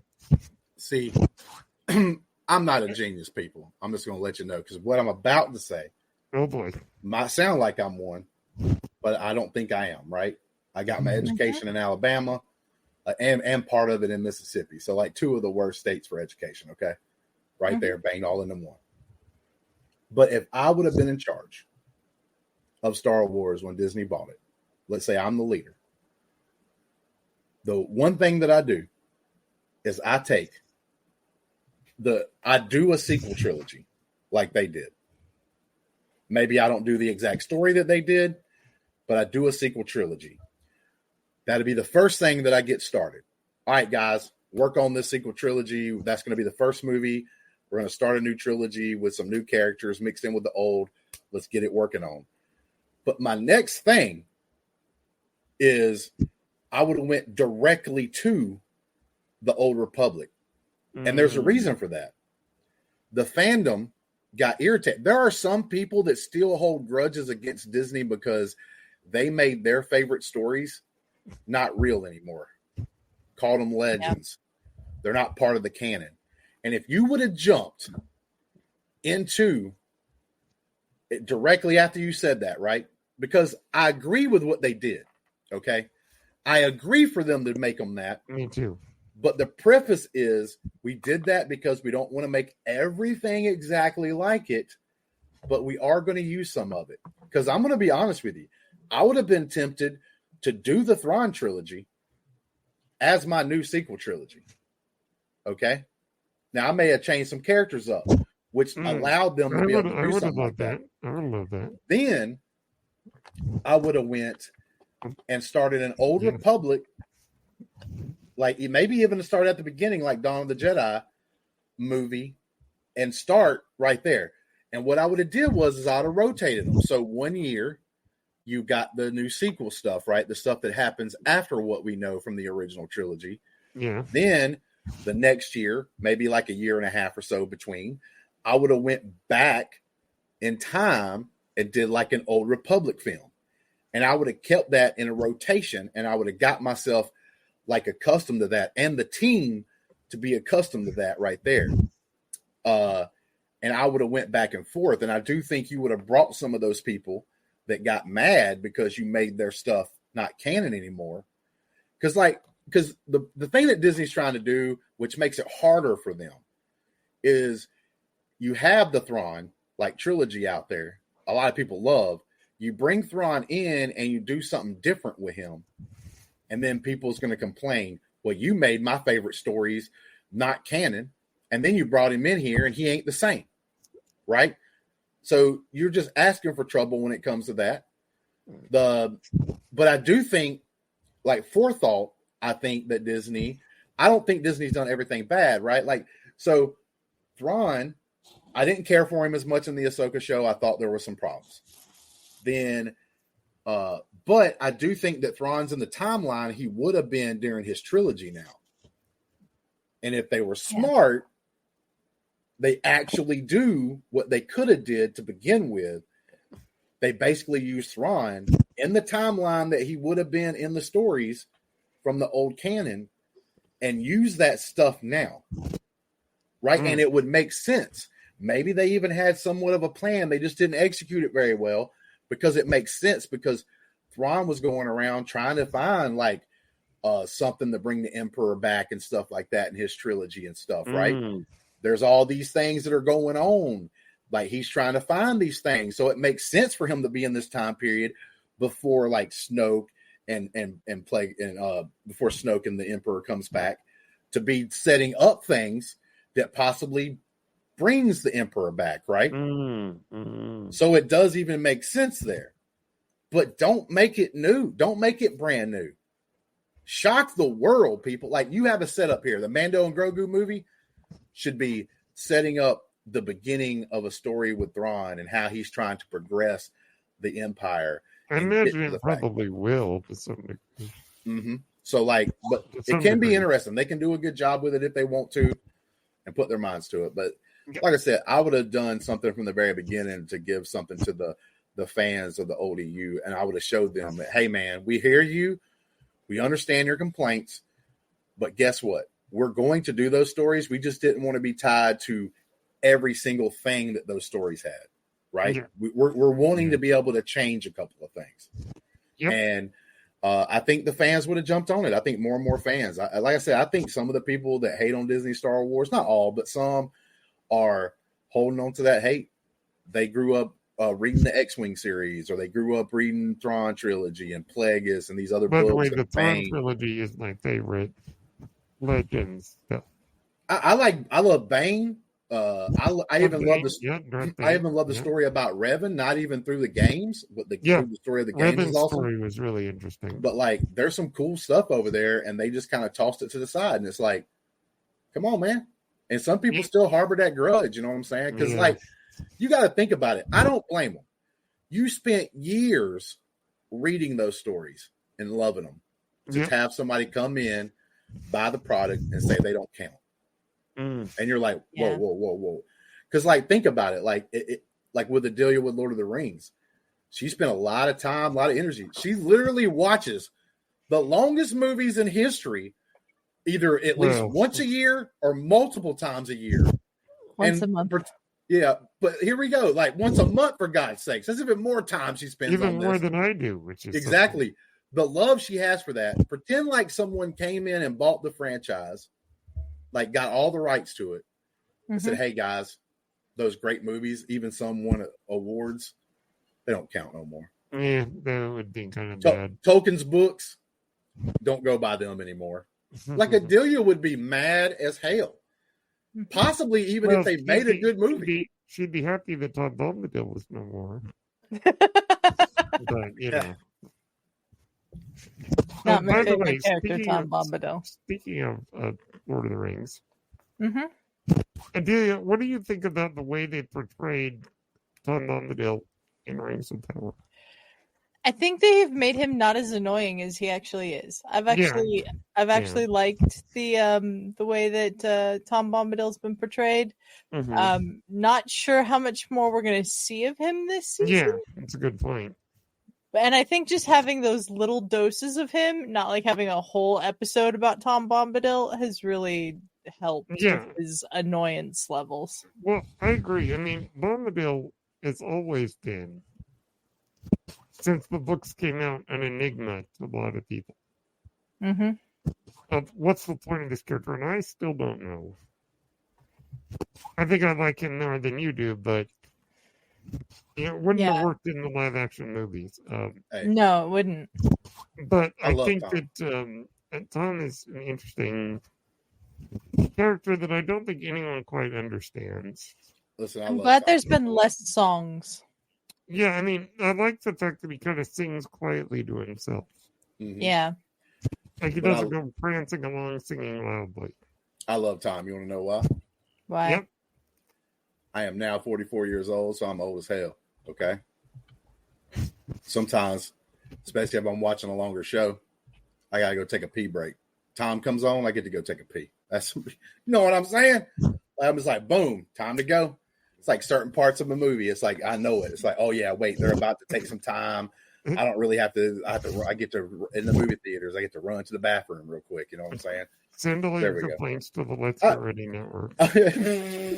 I'm just joking. He actually isn't that bad. I didn't know. I don't. But see, I don't in this particular realm. I can't get super sweaty like I can with Star Wars because I don't know Lord of the Rings as much. So I don't know like who he really is supposed to be. I'm fine with his character. I read the books a bazillion times and I still don't know. Yeah, but I don't hate his character. I don't think he's that bad, Adelia, but I think Adelia's going by off what she knows from the lore and stuff. So she's happy he's just not as annoying as he can be. But I didn't even know he was supposed to be annoying. I just don't care as much for the plot point of the story, like the that story arc that's going on right now. Like when it comes on, it's not because of him or anything, but it's just like I'm not as interested in the Harfoots and stuff, as interested as I'm in the rest of the show. How dare you? No, disrespecting Harfoots for sure. Hey man, the Harfoots just remind me of Ewoks, and it pisses me off sometimes. I mean, they're very different, Justin. Justin is hit the trigger. No, I actually like Ewoks. We're not going to go there. I like Ewoks, man. They eat people. You know what I'm saying? Yes. That's the thing about Ewoks is, as cute and cuddly as they are, they eat people. Yeah. Yeah, they freak me, man. They're like my nieces and nephews. Like, no. Yeah, you need to be careful if you go to one of their barbecues. You know what I'm saying? Mm-hmm. Yeah, no, you know, it's interesting that the mystery of Bombadil, because even Tolkien never really said what he was. Yeah. So it's kind of a mystery. So, Adelia, is it true that you watch Lord of the Rings trilogy every month? Yes. Oh, okay. I take a weekend every month, and I will watch the Hobbit movies back to back to back on the Saturday, and I will watch the Lord of the Rings movies back to back to back on the Sunday, and the extended editions too. I don't even own the theatrical edition. Yeah, me too. No, you beat me in Lord of the Rings trivia. I did. By 1 point one time. I did. So it's a very close match. It was very close. Us and Marisol McKee was in that match. Yeah, and Marisol, Video Drew and Nerd Chronic hosted it on their channel. So yeah, I miss those days. I miss those days too. Now, the Hobbit films, I have to admit, I've seen all three of them. They're not as good. I've seen The Unexpected Journey many times. The other two, not so much. Yeah. They're not as good. They don't quite work for me. No, they don't work at all. Oh, by the way, Laser in the chat. Rematch? Yeah. We're going to have to get someone to write the questions for that. Yeah, and Brandy says, of course, that Poppy and Nori. Poppy and Nori are great. Yeah. Yes. See, here goes the thing. I might not like as much of their. I understand. Look, Poppy and Nori, I don't think are bad characters. I don't even think the Stranger is a bad character. I don't even think like Tom is a bad character. I'm sorry, but their part of the story's kind of been boring. Not You much. know what I'm saying? Like compared in this season, yes. Yeah, exactly. In this season, like exactly. But like in this season, yes. But nah, man, I'm down for that. You know, orc action. I'm down for that. Battle's about to come up. I'm down for like why the rings being made. Like they don't have no part of that. So I gotta say, I mean, this guy who plays Anatar, I forget his name, Charlie Vickers, is amazing. He's so good. Season. He's so good. He is so good. And also, by the way, Charles Edwards, who plays Celebrimbor, he's been fantastic. Really took off in this season. I'm afraid of what's going to happen to him. Eventually, who knows? Yeah. I'll ask you this, Brendan. Yes. Are you a big like Batman style fan? Yeah. You should definitely jump on the Penguin. Yeah, I've heard it's good. Right. Nah, man. I gave it. You know me. Oh, negative Nancy over here. Well, I gave that first episode a 9, son. Wow. Because I'm going to tell you, the Penguin character, and now I do think they portrayed it better in this season, and I think they're actually portraying it better as we move along this season as well. We got the master manipulator Sauron, bro. Yep. One episode, first season, Penguin, master manipulation. Wow. Oh my God, bro! It is. Well, first off, I mean the makeup effects on Colin Farrell are extraordinary. Extraordinary transformation. Yeah, the Batman. You know, it was so weird because The Dark Knight is my favorite Batman film. I didn't think anything was going to get close to that. And then The Batman came out. And I'm like, wow. This is incredible. So, yeah, I actually think they did a good job. And I think one of the mistakes that James Gunn's doing already at the very beginning of this new DCU universe is not saying, because that Batman movie had nothing to do with the stuff before it. Yeah. Totally one-off movie. Yep. That movie's good enough to start your franchise. That movie was done well enough, and I think Pattinson did a very good job as Batman. He's still younger. He was right. Great. He's not like super old, so he can still go for a little bit. I would have said this is my first movie in the new DCEU, and I would actually include this Penguin show because it actually ties in with the movie, the Batman. Yeah, so like he should have signed that up and said, I'm including this, even if it wasn't supposed to be at first. I think he should have included that into the actual new DCEU, and I thought that would have gave it a good start. I agree. Yeah, because that I think is his first mistake. The Batman is one of the best looking films in recent years. Oh, Gotham is amazing, and the Batman. The only Gotham that I think beats the new Batman Gotham was I do like the old school. I do like the old school 89 Batman, the way they made Gotham as a character, but we didn't see that again until this latest Batman, the Batman. Because I do think the weakest part about Christopher Nolan, although that is probably one of the best trilogies out there ever. Yeah, I even liked the third one. Some people didn't like it as much, but I even like Bane and stuff in that. I was fine with it, but like the city had no character. Yeah, it was just Chicago. Exactly. Yeah, it was just like a random big city. That's all Chicago.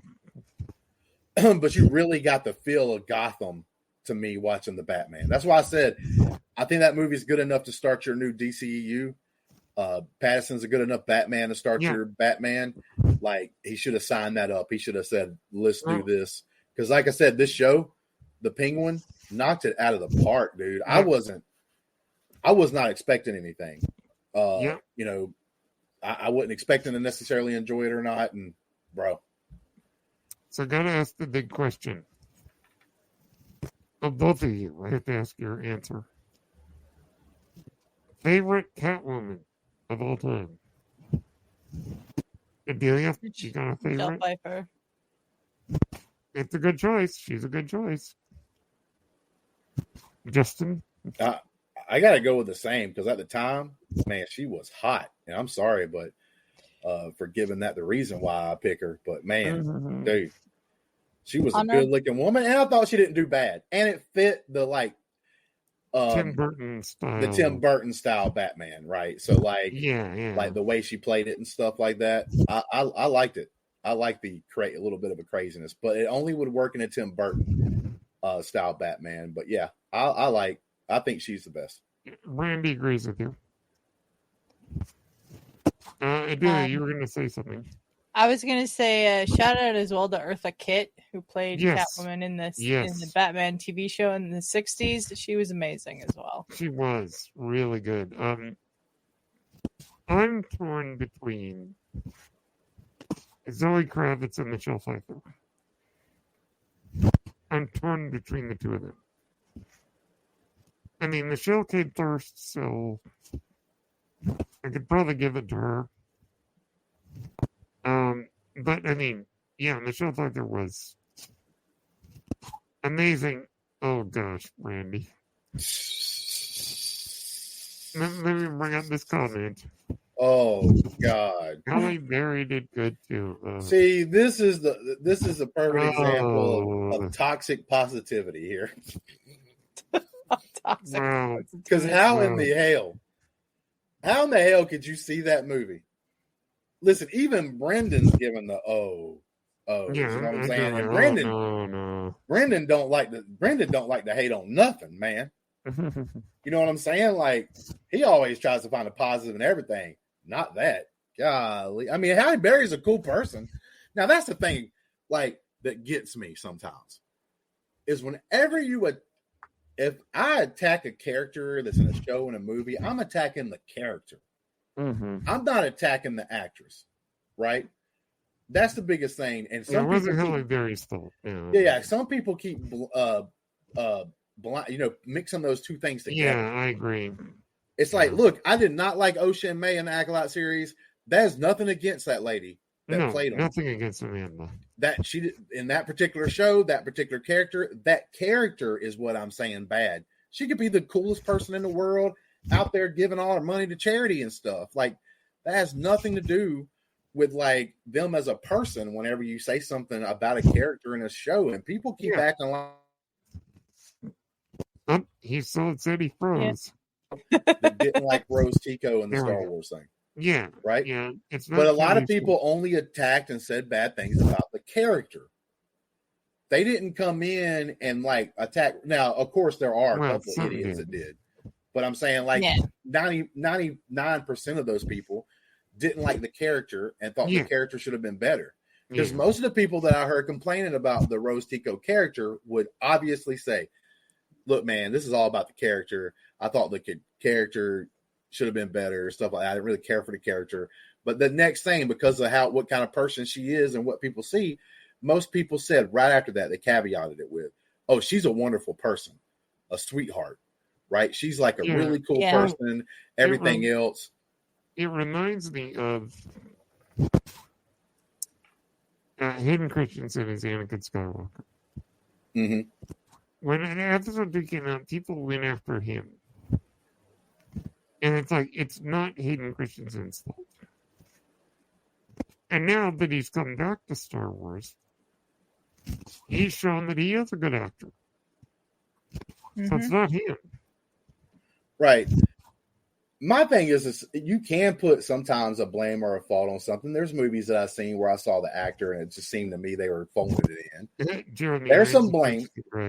Right. But there's some blame that you can put on things here and there that are actually on the actual actor. But I never attack people for people. I will always say my criticisms about the character on the screen. The only time I'll go after a person is if I think like, and I don't really go after people, but if I did, it would only be because they actually did something horrible or bad. Right? Yeah, no, I agree. Because sometimes, man, it's like you live your life. You can't be 100% all the time. So even when an actor or actress, whatever, like does something and I feel like they just didn't give their all, well, there might have been like bad things happening in their family. You know, they could have been sick. Their health might not have been the best. The director might have been a jerk, or all kinds of things, right? So, like, unless you legitimately do something bad, I'm not going to come at you as a person. But I think for some reason, everything we get criticized on has got to be personal, right? So it's like we do the show over at Let's Get Ready, and let's say someone comes in and they critique our show and say, well, you could have better this or better that. I don't take that personally because I'm like, well, yeah, we could possibly have this better and this better. Yeah. Right. We may have our excuse for it, but like, that's different. But like some people would take that as a personal attack, and it's not a personal attack. That's not them like actually going at you as a person. And all these things have kind of blended, and people just like, oh, they don't like my movie, so they hate me. No, they just hate the movie you made. Right. Or they don't like my character, or they don't like the show I'm on. Nah, man, they don't hate you as a person. They hate what you did on the show, or they hate your character in the show. So they don't think it was good. Okay, but that's not personal. That's a fake character. It's make-believe. They just don't like that. Yeah. Like, like I said, it's tougher and tougher to give people constructive criticism, I've noticed. Because it's like, I've said this before, and the last time that I was on here with you, you can say that something has problems in a positive way. That doesn't mean that you have to be negative, right? That doesn't mean that you have to do a show on negativity and everything else. You can point out the negatives in a positive way, or you can point out those negatives in a negative way.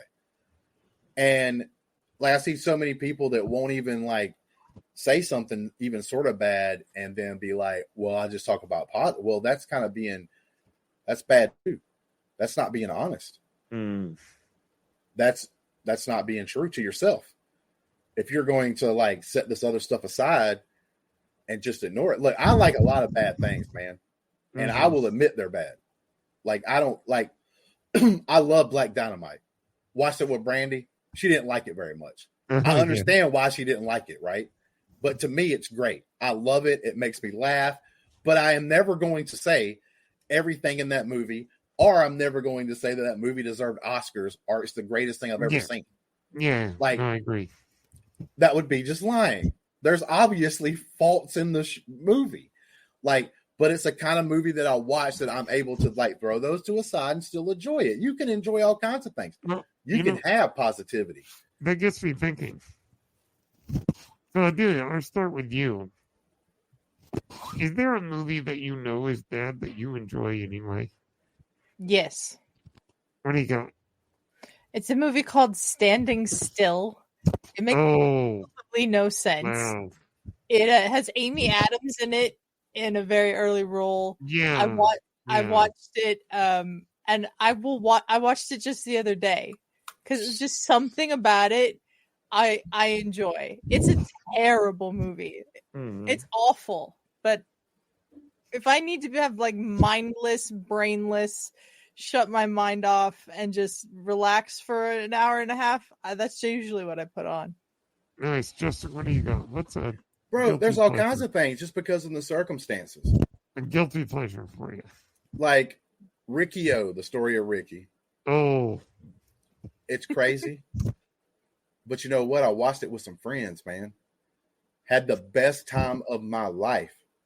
Still talk about it when I get together with those friends today. Like I said, I understand Brandy. A lot of people. If I showed Ricky-O to Brandy, oh my God. Grease too, she says, or Crybaby. I wouldn't hear the end of it if I showed that movie to Brandy. Ricky-O, the story of Ricky. I mean, do you even know what I'm talking about, Brandon? Because you said that your comment was like, oh, like you know about this movie. I've heard many stories. Right. So this movie's crazy. But it's like, it's that weird limit to where it made me, man, and my friends that night like have a great time. It was one of my best experiences watching a movie together with some friends. So I love it. But if I say I love that movie and somebody's like, well, that movie's trash, I'm going to be like, well, I still love it. I understand that it's not the greatest movie and it's never going to win an Oscar. And I just don't get why people. I don't get. Gosh. Like, for one, pull up that comment right there. Oh boy! You shut your dirty mouth. Oh boy! That movie should have won an Oscar. Okay. Oh. We'll get that right there. That movie deserves an Oscar. You trying to act like it's a bad movie, but good? Well, maybe not bad, but just kind of, But no, okay, you're gonna make Brandy watch Ricky out. No, probably not, because like it's kind of overboard. Well, I'll tell you for me. Yeah, it's crazy. One of the greatest experiences I had watching a movie was in 2008 at Christmas. We were all at my uncle's house. We watched Van Helsing together because we like to watch movies that are so bad they make us laugh. Yeah. We laughed so hard during that movie. It is so bad. It is. It very much It's some of the most ridiculous overacting I've ever seen. Except for Hugh Jackman and Kate Beckinsale were like stiff as wood. They're in a different movie. But everybody else was like overacting. Yeah. Yeah, I mean, I don't know. That one just cracks me up. Bro, I'm going to remember Dracula. It's so chewing the scenery. I'm going to remember that movie forever, talking about Van Helsing. There's 3 movies in particular, actually. That's one of them. Mm-hmm. My friend farted in the theater. Oh, great. It was a super loud fart. It was only me, him, and his brother. No, actually, it was me, him, and his sister. And there were only 2 other people in the theater. He farted. I start laughing so hard, I'm like choking to death. As I'm doing that, I kind of look behind me because the people that were sitting there, the only other 2 people in there were sitting behind us a couple of rows back. I turned around and just happened to kind of look back that way and saw them like get out and walk out. They just left. So then it was just us 3 in there. But that moment will always make me remember that movie. And I always kind of like have, and unfortunately, that friend of mine passed away this past year. So like, I mean, it's one of those things like, nah, but in this moment, it's a good memory, one of those right? Special memories. Yeah, it's a good memory. So like, I get it. Like I said, it's just, we need, I think. Don't push another 9. But but that's a perfect movie that you would say is not perfect, but you enjoy it. A lot of people enjoy that movie. Like, there's no problem with enjoying it. I just want people to be honest, like more and more honest, whether like, because I see the same thing on both sides. Like I was joking with Brandy, like toxic positivity, but then you also just have the toxic haters out there that want to hate on everything for whatever reason, right? Because maybe it gets some more views or clicks, but then like on the other side, because I think both sides of this are lying, and we don't have enough people in the middle that just tell the truth. When I talk about a movie or a show, I will point out like a couple of bad things or things I don't like about it. Yeah. For instance, with Agatha, I'm at like a 6.5 for the show. No, I haven't seen the latest episode, so right. So, but I enjoy it so far. That's me enjoying it. That's not me loving it or anything, or thinking it's like a banger. I'm in the same boat. But that's me enjoying it, and I will point out. Right, but I'll point out the reasons why I don't like it as much as maybe some other people. And that's fine. Just be honest. Just tell your truth, man. And like, I just see so many people, like I said, whether it's on the negative or positive, that just won't tell the truth. And when I feel like you're lying to me, man, then you lose me.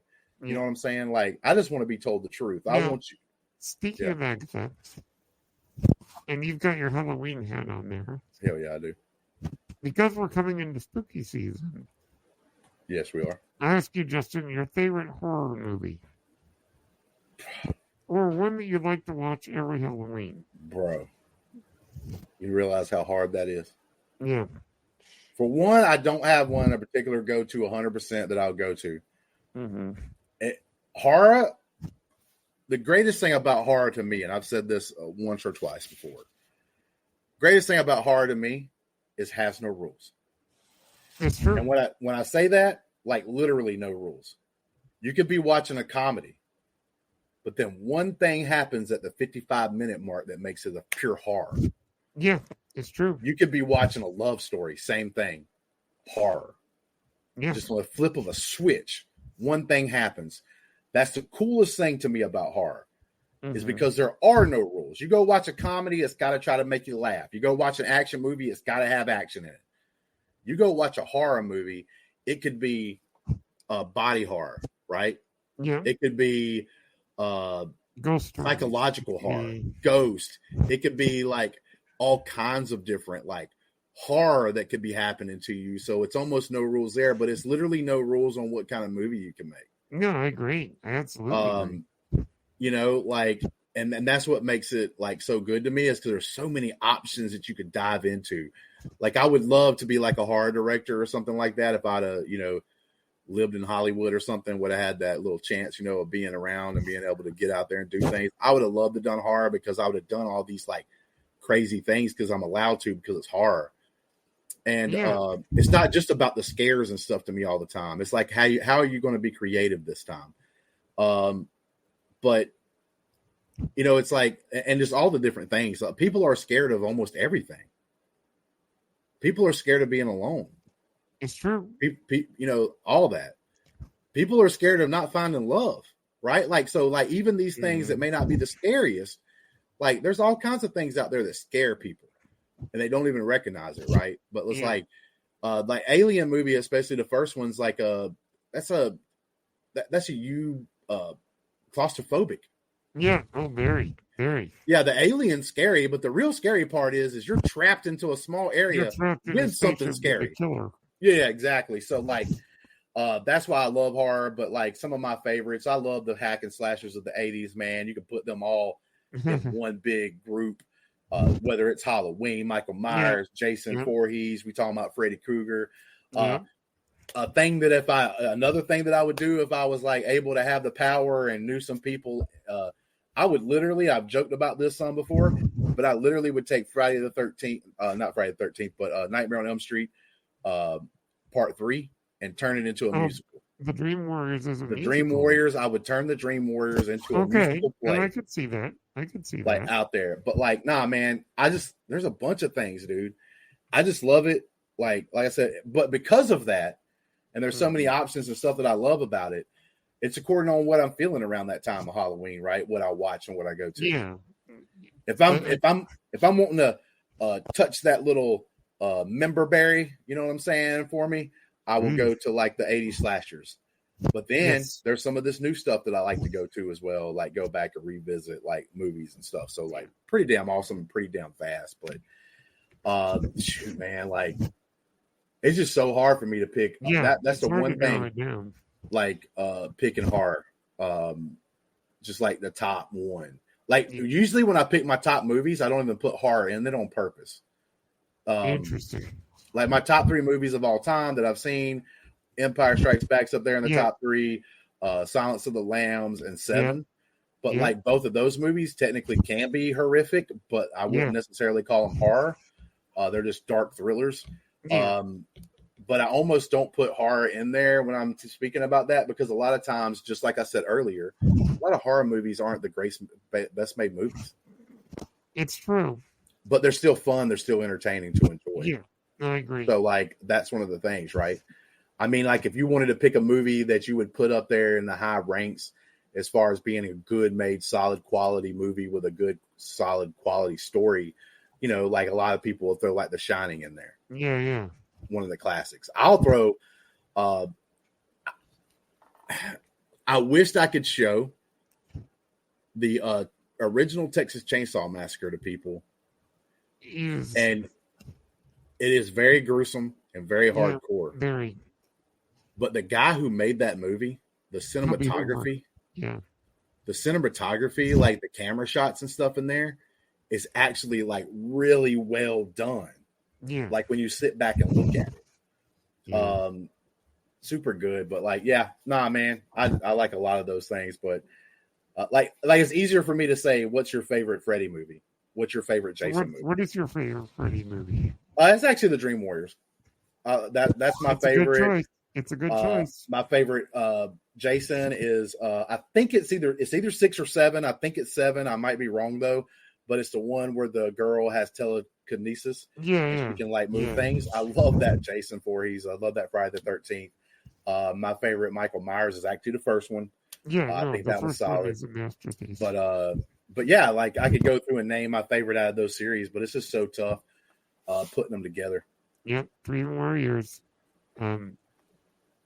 Adelia, to quote the movie Scream, what's your favorite scary movie? She can't watch them.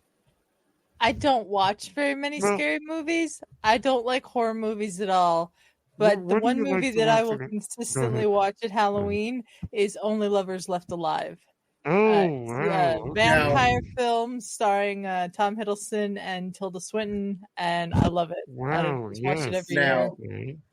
Even though the movie may not be a horror movie, I would ask you a different question, knowing that you don't like horror, is what is the scariest movie you ever actually watched? Oh, yeah. Like you didn't go into it thinking it was going to be scary, but then it turned out to be like scarier than you thought. It's definitely a horror movie. The scariest movie I've ever watched is I Know What You Did Last Summer. When I was a teenager, I will never watch another movie like that ever again. You're not missing much. No. No, yeah, I mean, so, like, what are your... So you said that only Lovers Left Alive, but... only... Did I say that right? Yes, I did. Yeah, Only Lovers Left Alive. What's another thing that you like to watch every Halloween, or just... Hocus Pocus. Hocus Pocus. Yeah. I have to admit I'm not a fan of that movie, but that's just me. It just reminds me of being a kid. I haven't seen the second one yet. The sequel. I need to watch that. Probably the movie that I have watched that has made my anxiety the highest ever was The Last King of Scotland. Oh yeah. That was horrifying to watch. That's all you gotta say. Meat hooks. I like literally I had to take anxiety medication after I watched that movie. Forrest Whitaker was brilliant in it. I have blocked that movie from my memory. So. But you're right. Forrest Whitaker was fantastic. Yeah, James McAvoy was also great in that movie. Yeah. But I'll never watch it again. Oh yeah, I gotcha. My favorite horror film is Alien. Yeah. Nice. The original one. It is so good. Did you watch the new one? In space. Was you able to go watch the new one? Did you appreciate it or? I did for the most part. Yes, I did. I gave it a solid like 7.5. Yeah, no, I would too. I think Fede Alvarez did a great job. Was very like the only thing that I hear people pushing back on was like his creative choice with the new kind of creature that he ended up having at the end of it. But like, I'm not going to do too many spoilers. But I'm like, how can you hate on that? It's like literally a new thing, a new design they're doing. Yeah. Like you might not like it or think it was cool, but like, I mean, you can't hate on it. Like. That was a choice for them to make, but I don't sit back and go, oh, everything's ruined because I don't like the design of this new thing that you did. Like, you're taking chances, man. But I thought Fede Alvarez made that movie freaking awesome. He did a great job. The only thing I didn't like about the movie was the deep fake Ian Holm thing. The deep fake android thing he did with Ian Holm's face. I wasn't big on that. Yeah, but I mean, that's one of those things, though. That's a technical problem, Yeah, it's not like what he did in the movie or what that character did, the android, and it makes sense for the android to be there. But I'm fine with it. Like, those kind of things, it's got to be really super bad. I tell you, Paranormal Activities, especially that first one. You will never get me to watch that. The first three are awesome. Hey, Brennan, you can actually agree with this. Maybe what I say here may change your mind on being able to watch that movie. Sleep again. I've got a friend of mine that can watch horror movies all day long, but when it comes to paranormal, when it comes to like that kind of thing, demons and stuff like that, he's out. Scares the shit out of him. Well, demons don't love it, and the ghost stories kind of scare me. But like even with the ghosts and stuff, right? Like, but he's like, man, I can't deal with that.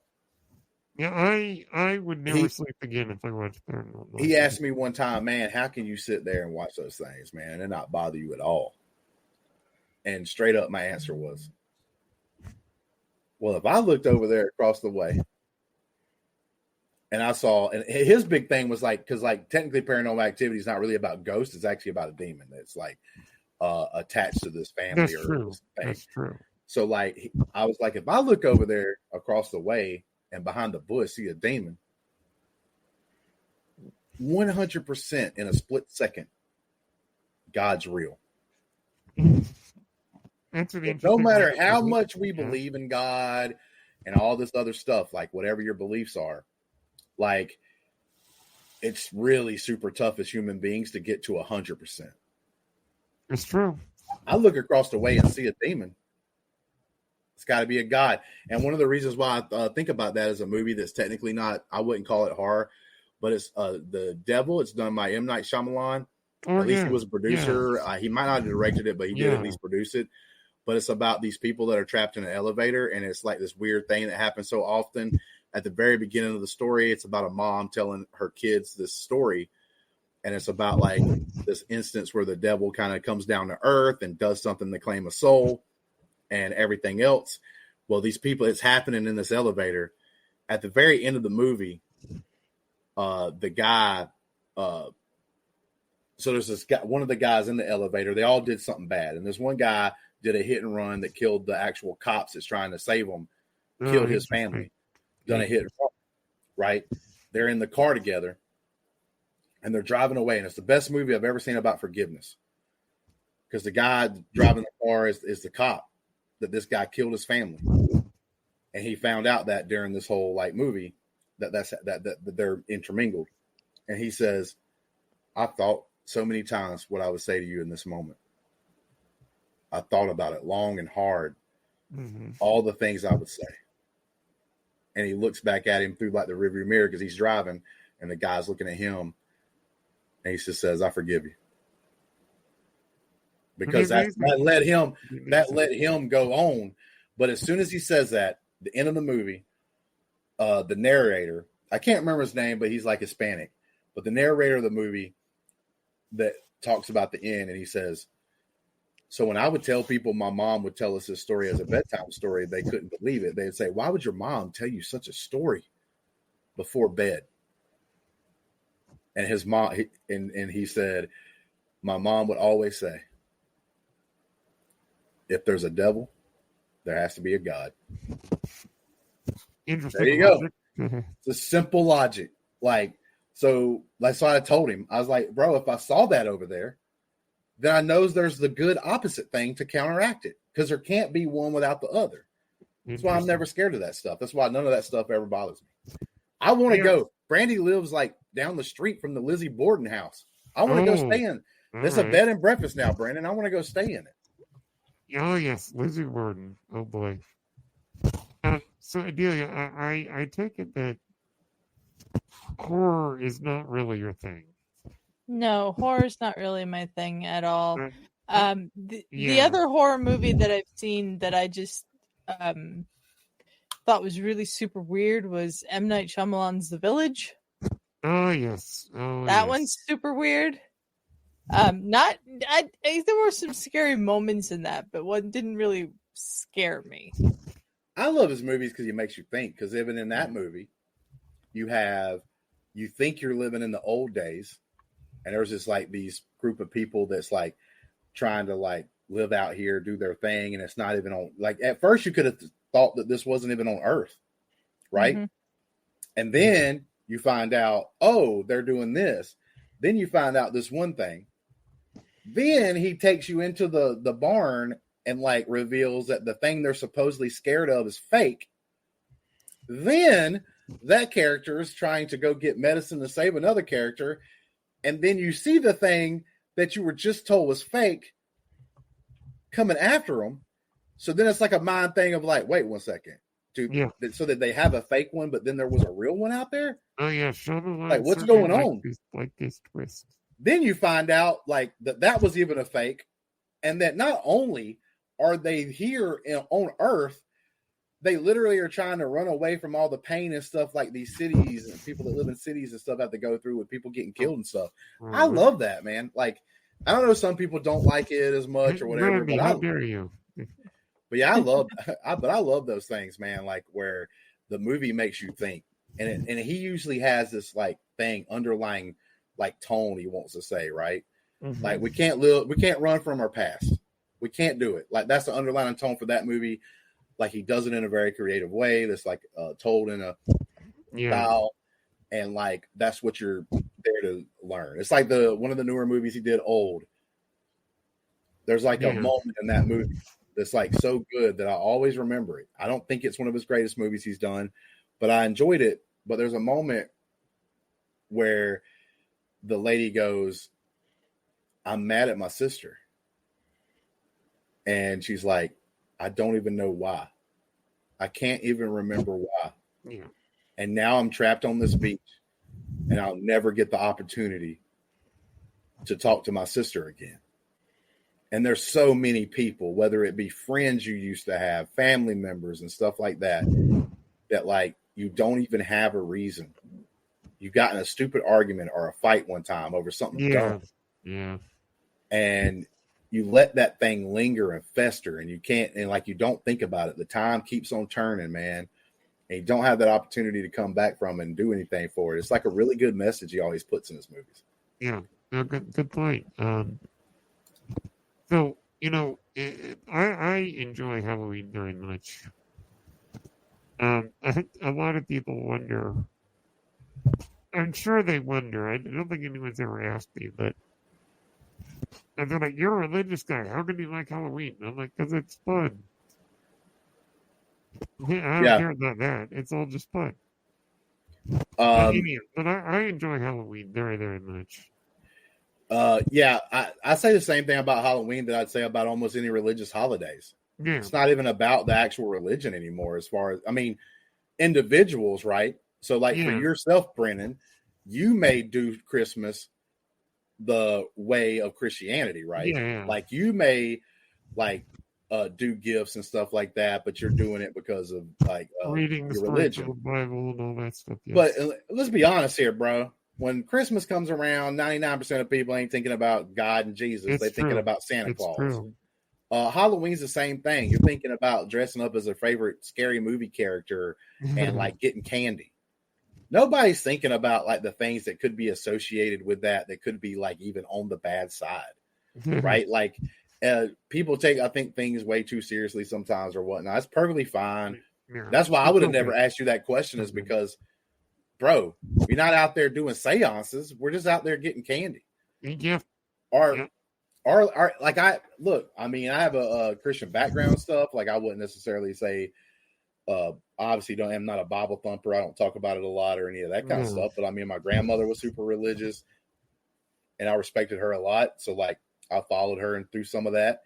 Almost became like a youth minister. If I almost went to school to be a youth minister. I actually am to a degree. Yeah. And but I don't think there's anything wrong with watching like horror movies or being a fan of horror or being a fan of Halloween and stuff like that. All, no. Man, there's things God's got to worry about more than if we like a horror movie or not. I'm a very like open-minded when it comes to stuff like here's that. A good question. Do Halloween costumes need to be scary? No. Nah, man. Do you see some of the women I don't out think there? I've ever dressed as anything scary. Listen. I was dressed as like a sailor or something like that.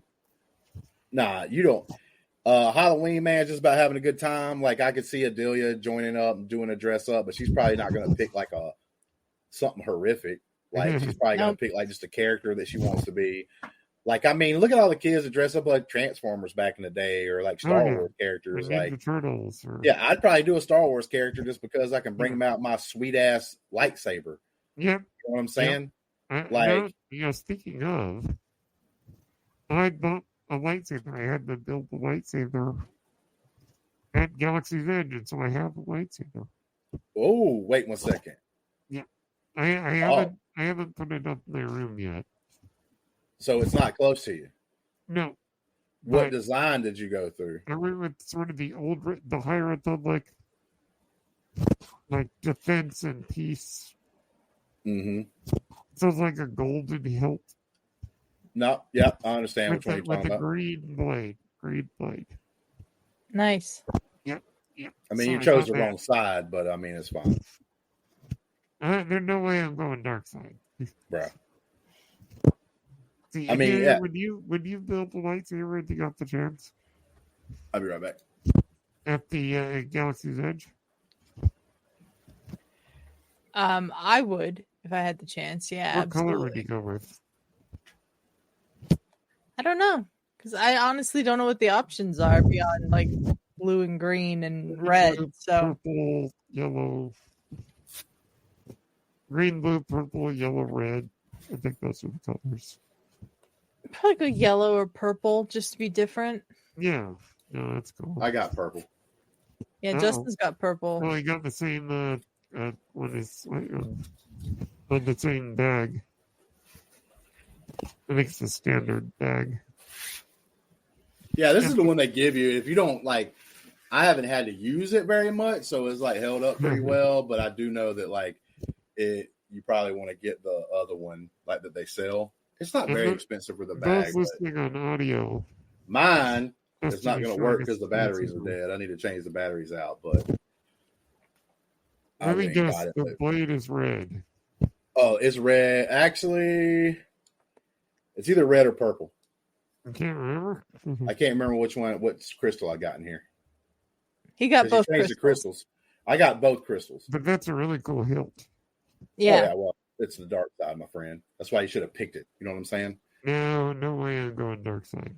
Bruh. Bad choice. But I got like a thing over there that I can put on there. It's got like the Sith robe. Oh, yeah. Okay. So I got the Sith robe. I've got this. It's one of the coolest things I've ever did, to be honest with you. One of the coolest things I ever did. So I want to ask, is there a moment in any of the Star Wars films that actually scares you? We'll start with you, Adelia. Anything in Star Wars that actually scares you? I don't know. Them in the trash compactor gets me kind of claustrophobic as the walls are closing in. Oh, yeah. But I don't know if that necessarily scares me. But still, it's kind of an anxiety of being it definitely raises my anxiety. Yeah. Justin, anything in Star Wars, any scenes that... Bro, most horror scary or anxiety-inducing? Most horror movies and stuff like that doesn't even like bother me even when I was younger. So like definitely probably something in Star Wars really wouldn't have like but like let's say I watch that stuff for like entertainment more than I do because it scares me or whatever, right? Some people actually watch things like that to be scared. Because that's why you ride a roller coaster. It scares you a little bit, right? True. Like gets you in that thing. So like the thing that I've seen, there's two things in Star Wars that I thought, especially from the original trilogy, that I could see definitely was in that kind of thing. Was like the first time you seen the Wampa in Empire Strikes Back. Yeah, when it pops up, that's kind of scary. And then I would say if you go into the backstory of Dr. Evison. Oh, yeah. Like that guy was wanted on 12 systems, but if you actually looked into his backstory, there could have been a really cool, scary story told by him because he was like this scientist / doctor that was going around like basically experimenting on people. And like the reason why he was wanted on 12 systems is because he's killed all kinds of people because he wasn't doing like good experiments. He was doing experiments that ended up killing a bunch of people. Oh, yeah, the Minox sticking in the window. Yeah, to me, I know that there's a movement that always startles me. It's when Leia and Wicket are on that log, and Wicket can sense there's a stormtrooper somewhere, and Leia's like, where? And then, it's really quiet as they pan across the forest, and then there's this loud laser blast. Mm-hmm. That gets me like, whoa, that always makes me jump a little bit. But yeah, I mean, Star Wars isn't necessarily very scary in the traditional sense. No, I mean, it can be, though. Friendly. You take Rogue One, which Adelia was talking about, was one of her favorites. Obviously, one of my favorites, too, as far as things that Disney's done after the buying of Star Wars. But you take Rogue One and that hallway scene is the reason why it's so impactful. That was literally Jason Voorhees. That was Jason Voorhees going to a campsite. It's a slasher film with Darth Vader. Exactly. Like that's why that moment's so impactful. It's short. I mean, it's only like a minute and a half or so long of that scene. But when he goes through that hall with those people, man, and them streaming, and the one guy's like, get it, you know. Well, visually, the dark hall, you then hear the breathing, and then the lightsaber turns on, and everything just goes to heck. Yep. I mean, some people don't even notice it, but they're part of that scene. He throws a dude up, yes, into the ceiling, and as he walks by, he swings his saber, and cuts the dude in half. Like, it was literally like he was Jason Voorhees with a machete walking through a hallway and taking out campers. And I think there's places for stuff like that, because that's one of the things that I'm finding here, and I've talked about it a little bit on some of the shows or movies that we have talked about that we watched, is like, bad guys need to be bad guys. We need to stop being scared. Make bad guys bad guys. Yeah. Like, whatever the story needs, whatever kind of bad guy. If the story needs a big racist, let them be racist, right? Like, that's the part of the story. And then we get to watch him get his just desserts at the end of the film, right? Like, that kind of stuff. Let them be terrible people. It's true. Let people be terrible in the movies. It's make believe for a reason. And like, if you do it right, it could also be life lessons for people to watch. No, like, I shouldn't be like that guy because look what happened to him. Like, you know what I'm saying? Like, we're getting too much, like, where we're too worried about certain things. And it's like, nah, man. Like, show those evil villains. Like, they're going to be, like, evil. And let them be evil. Like, let them do the thing. And they try to make, like, come here. Just let the dude be evil. Stop trying to make him seem like, oh, he's a kind of an okay guy. Like, because that's even worse. Like, because, like, look, all right. I never thought he was an okay guy. But I'm saying, like, the way they portrayed him through some of that is him being a cool guy. Like, he's not being a total evil bastard. That's him. Oh, let me get your food. Yeah, I mean, that could be too, right? He's manipulating. Yeah, and that could be true. But, like, my point being is, like, I guess a little bit with that is like, when you try to do that kind of stuff and blur the lines, like, that affects people that's been through that. To, like, really, like, there's people out there that's met people that were super cool to them at first, did the manipulation, and then turned on a dime and became a horrific story. It's true. And they got to live through it. And because some of these shows and movies are doing these, like, kind of gray area bad guys, because it seems like people are too scared to just do an evil bad guy and let them be hardcore. They're trying to do this little mixture where we kind of understand it. It's like, those people, if I was one of those people, I'd be affected by that when I saw it on screen. I'd be like, whoa, man. Like, I had to live through that. Like, this guy that seems good but then does something bad. Like, so to me, it's like, stop doing that stuff. Just let bad guys be bad guys, man. Like, I love bad guys. I love horror movies. I root for Jason. So you know what I'm saying? Pivot to and I thought I had is, so I gotta ask, so the question is, who's your Star Wars crush now? Adelia, do you have a crush, or rather, would you say maybe somebody you'd like to hang out with? Oh, I'd hang out with Rey. I don't have crushes, but I'd hang out with Rey. Yeah, no, that makes sense. Yeah, Rey's a good choice. I mean, she's pretty cool. Justin, your Star Wars crush? The Emperor. That's an interesting. Why doesn't that surprise me? Unlimited That's an interesting power. Choice. Unlimited the power. Emperor is my favorite Star Wars character. Oh, but I don't think I would have a crush on him. Oh, yes, you will die, young Jedi. You will die. So I'd have been, like, pumped up, man. I'd been behind him like, hell yeah, you tell him, Emperor. You tell him like it is, punk. You over here trying to be goody two-shoes. You know what I'm saying? Trying to be like, oh, yeah, I'm so good and everything else so justified. Blam. Took a dump on you, Luke. You know what I'm saying? Like, that's the kind of stuff. Like, I mean, but if we get real, I mean, I mean, it's kind of almost obvious especially if you ask a guy. Like in most cases, it's going to be like Princess Leia. Yeah. But it isn't because, and she was a beautiful lady. Carrie Fisher was beautiful back in the day when she was young, true. man. Everything else, like we all remember her because it's more recent, like when she's older. But Carrie Fisher was a beautiful woman, man, back then. Yes, she was. Mm-hmm. But the thing about this was, and the reason why I liked her wasn't just really because of that. My grandmother, strong woman. My mom, a strong woman. One of my favorite characters in Star Wars that was a woman was Princess Leia. And I'm going to be honest with you, man. I get irritated sometimes when I think people just want to routinely forget, like, the strong women we've had in cinemas and shows in the past just to pretend like they're being one of the first now. You know, when Wonder Woman came out and I saw these people like trying to act like it was the first ever strong character. Like, bro, it ain't. No. Do you realize that back in the 70s, times were different? Yeah.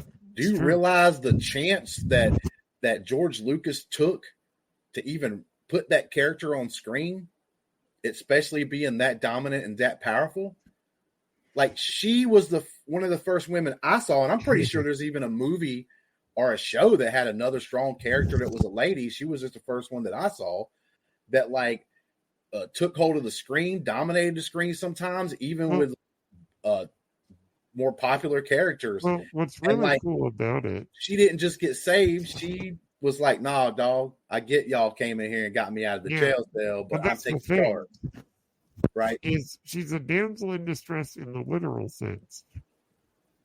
But as soon as they rescue her, it's like, he takes charge. I just don't like it when people ignore those people that I grew up with. And because I like horror, it's even more because every freaking horror movie I watched, a strong ass woman beat the unstoppable. It's true. Like every movie I was watching. Yeah, and then I would like, then I see these people, like I said, try to ignore some of those. Like, I mean, you got Homegirl from Terminator, Connor. Yeah. You got Ellen Ripley. Alien, your favorite movie, Ripley. Like, come on, bro. Like these strong women everywhere that I saw. Ripley like, and Sarah Connor are like. And look, I don't mind that. Like maybe, like I just said earlier, Leia was like the first strong, like super strong female character that I really attached onto and stuff, right? Yeah. Like, and she happened to be the first one I saw. I'm pretty sure there were others before her. But it's like I just don't like it when you ignore those older characters just to act like you doing legacy. Like you doing something for the first time. You Bro, you ignore the legacy of it. I'm already synced it. I synced it with my own eyes. Yep. Okay. Yep. And but yeah, that's the only like. But I just wish she and a couple other characters and stuff like that got the really the what they should have got, man. There should have been a special award for Carrie Fisher, like to be able to be and play like she did, and she did it in a good way. Yep. She didn't come out trying to be pompous about it, like I'm a badass, you know what I'm saying? Like I'm better than this and that. She played her role. She dominated the screen. She didn't have to say anything else, man. She just did it. So there wasn't this animosity or anything. It was like, I've never heard one person deny that Carrie Fisher dominated the screen on most of the time that she was on. It's true. She didn't dominate every scene, obviously, because maybe she was just in the background. But anything that she had spoken words that she did, she like carried herself with like gravitas, man, did the thing, dude. She was just amazing and awesome and dominated. And none of those dudes that you would talk about that loved those movies from the original time would ever say a bad word about her and would even like deny that she didn't dominate. There's never been a friend of mine that's male that would ever come out and say, nah, man, Princess Leia was a crap character. They can't. Because as soon as if they did do something like that, they'd be ostracized because they're lying through their teeth. Yeah. And that kind of thing. So, like, man, like I said, and the time period, you got to take the 70s. Yeah. Like, people walking around here now, like, it's super bad sometimes. And I get it, man. Sometimes everybody is put in bad situations. And I had to do a single father thing for a long period of time. I get it, man. Like, life's tough sometimes, and you're not dealt the right cards and everything else. You're not dealt the same hand to other people. They get a leg up. They were born in a rich family or whatever it is, right?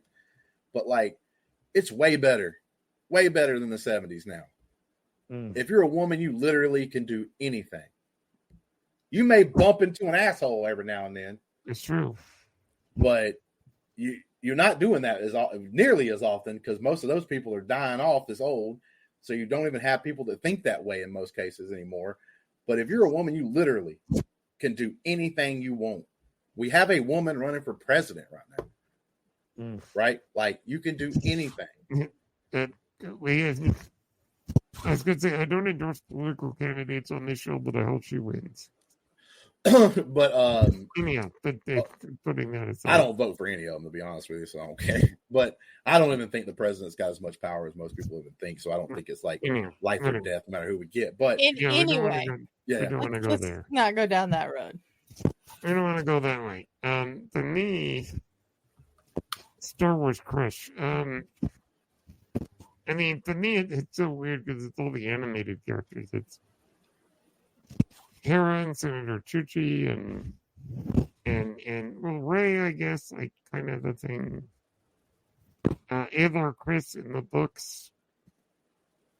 A few other people here and there, but anyhow, but moving on to the crush thing. You know what's interesting to me is Star Wars is so full of amazing characters. So you have a whole plethora to pick from. With like the characters you really like. And good grief.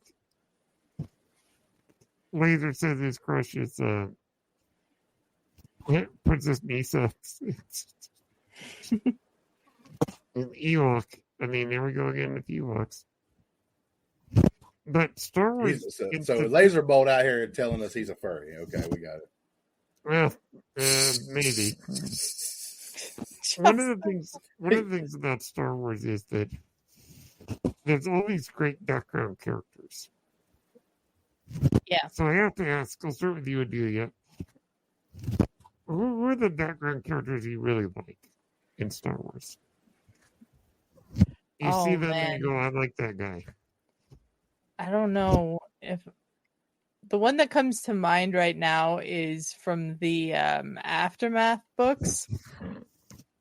And it's Sinjir, I think is his name. Sinjir. Yeah. He's funny to me. I really enjoyed him when I read the Aftermath trilogy. Maz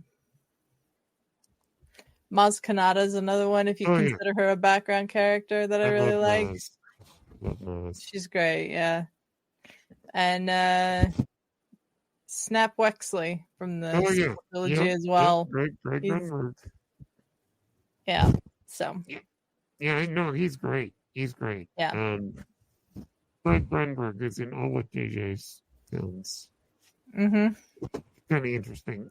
Justin, who are the background characters you really like? Look, man, I would have loved to have seen a story with Dr. Evazan, like I said earlier. Yeah. Maybe some like cop or something trying to catch him on one of the systems, but he keeps squirming away kind of thing. I would have loved to have known what that damn werewolf was sitting in the Maz cantina. Yeah. Like, I'd like to see what his thing was, what he was out there doing. There's a lot of characters like that in that cantina alone, but like, there's like a bunch of characters. Like, I would like to see the story of the pod racer whose car blew up at the very beginning of that race. Like, how did he even get in the race? Like, how did he get there? Oh, Quadraneros. Oh, there are Quadraneros, and there's like things blowing up and everything. Like, man, there's just so many when it comes to Star Wars. Like, what like characters and things you could go with and make a story about that would be like so cool. And that's like one of the frustrating things is like, bro, how come? Like, I liked what they did. I haven't been able to read all of them, but like, I want to. The different personal stories for like each original trilogy movie, like the certain point of view books, I think it's like a really cool thing. But I literally think they could have did some of that with like a show or something, right? Like, you could have did a cool show where you took each individual character from the Mos Eisley Cantina and made like an episode about or something that would have been like really super cool. Like animated. You could have did it in do it like live action. But man, dude, like. I would like to know all the generals that got choked by Vader, like you know what they liked doing before they were killed by Vader on screen. You know, also Nita, those guys. Yeah, all these guys, man. He's just like taking them out. But he choked a dude during via satellite, bro. That's the most badass thing ever done. Period.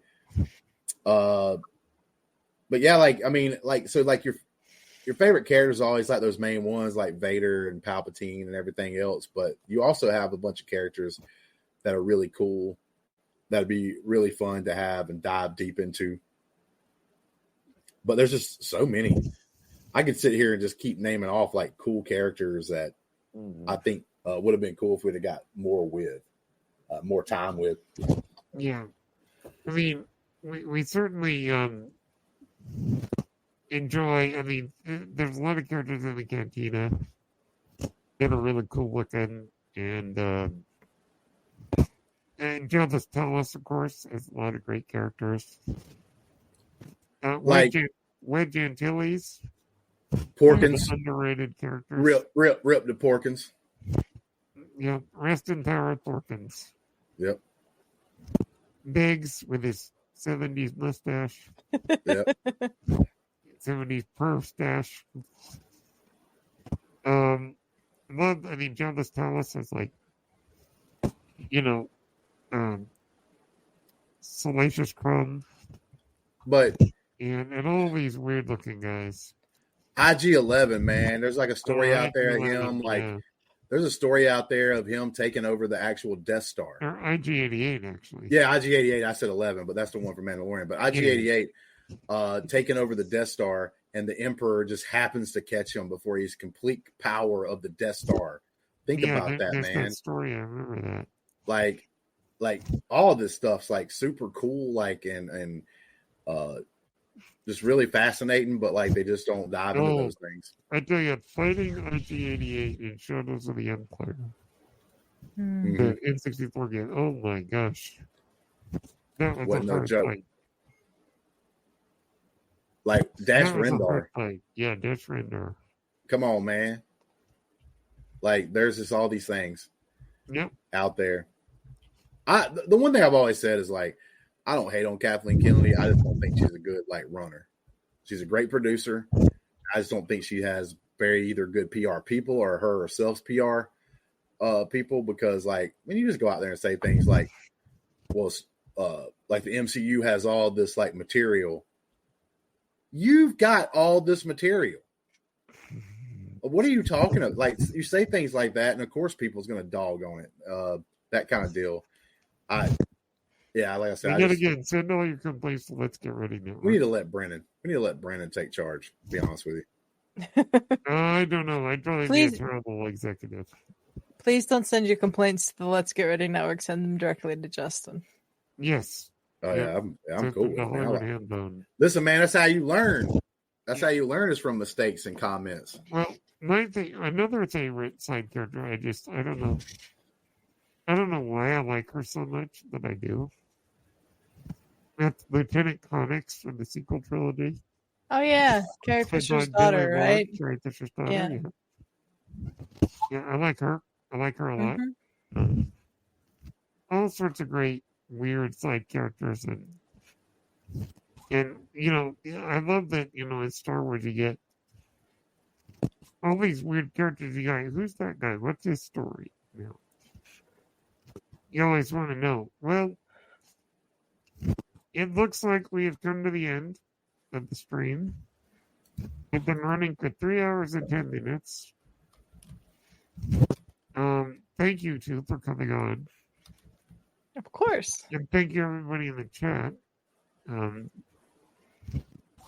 So my birthday's in 2 weeks, so I will be probably watching something Star Wars on my birthday. And something like that. I haven't watched Rogue One in a while, so maybe I should go do that. As we end, I always like to end with, and I've asked the question before, of what Star Wars means to you. But I think to end, I'll ask you the question of, What's your favorite piece of Star Wars merchandise that you own? Adelia, I'll start with you. That's a good question. I don't know that I have that much merchandise. I have some Funko Pops that are pretty cool, so probably one of them. But I don't have much room. So one in particular. I have a Rey one from one of the sequel trilogy movies. Yeah, I think I have the same one. Yeah. Yeah. Yeah, Justin, your favorite piece of Star Wars merch? Obviously a lightsaber. And it was I love doing it. It was worth the money because I got a little bit of experience putting it together. It was really fun. I even made a video for our channel. It's still on there somewhere where I've got the video of my son filming me making it. I wasn't about to let him make it. We got a video of me making mine. So and it's pretty cool because we even got interacted with by the person that was kind of that walked around and was kind of telling you what to do, sort of thing. Yeah. Like he came and asked me, he's like, "Bro, what color are you putting in there?" I said, "I really wanted to put red, but I had to get purple because y'all didn't have no purple out for selling the shop." Yeah, Randy. But yeah. Justin, I like all the fun. Yeah, bro. There's some cool ass ones over here, bro. Like we got Big Daddy over here. Got Big Daddy. That's one way to call Vader. Yeah, I mean, I got Big Daddy hanging up behind me. Yeah. There he goes. There we go. Yeah. And he makes licensed sounds. I got a Kylo Ren that's that way. This one right here that's in the case is kind of cool. Oh, that sits back there. Oh my goodness. But he's got like a cool little paint scheme or whatever on him. So yeah, those are cool as shit. But man, I just love Star Wars, man. Period. And I'm honest about my feelings when it comes to new things and stuff. So I give you the honest opinion. But it's going to be whether I like it, hate it, don't matter. I'm going to have some fun with it, man. Even though I think that Bo-Katan is right there where my finger is, took away from the Mandalorian season 3 because it was the Mandalorian, same kind of thing we did with Book of Boba Fett, where we had Boba Fett, but he wasn't even part of his show for 2 episodes. Nope. Yeah, yes, you were saying. But yeah, I think that almost sort of happened with her. It was almost like a Bo-Katan show. Sorry, that was my anti-Bo-Katan slander effect. Yeah. No, I love I love the character. That's the thing, right? I didn't really care for the Mandalorian season 3 as big as it was. If you wanted to do a story about her, don't be chicken shit. Make a story about her. Make a show, Bo-Katan, or just call it something else, right? But then have a big story about her character. She's a cool ass character, and I think, gosh, I should know her name right off the top of my head. Katie Sackhoff. Katie Sackhoff is freaking amazing as Bo-Katan. I've gotten to meet her 3 times, and she is no problem with the character. Well, my thing was with the Book of Boba Fett, with the Mandalorian episodes. I actually liked those episodes. I did too. But it shouldn't have been part of Boba Fett. Shouldn't have been. That should have been part of the Mandalorian. It shouldn't have been part of the Book of Boba Fett. And it kind of threw the show off a little bit. Send all your complaints to Hollywood Hambone on. That's right. Send them, baby. Laser Bolt, send them. You know what I'm saying? No, Brandy always sending them, man. She's nonstop, man. My favorite piece of Star Wars merch I have, is a signed picture by Katie Sackhoff. Oh, yeah. But besides that is my figurine of Omega from the Bad Batch. Nice. I love that character. You know what? For the first time ever, I fell for the trap. This is another thing that a franchise that I love, but I just don't love the movies and stuff, so I don't talk about them as much. But I fell for the trap because I actually enjoyed the movie too. But I got me a Transformers 1, the little collector's cup. Oh. You know what I'm saying? They gave me the choice of what to put on top of it as far as a topper. I didn't get stupid Optimus Prime, baby. I got my boy Megatron. That's right. Megatron. Decepticons is the way to go. But that movie's actually surprisingly really good. It's pretty good. I liked it. Yeah. Well, anyhow, thanks to the both of you for coming in. Mm-hmm.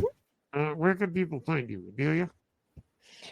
You can find me on Threads at Schizoaffective Adelia. I post on there more than I post on Twitter.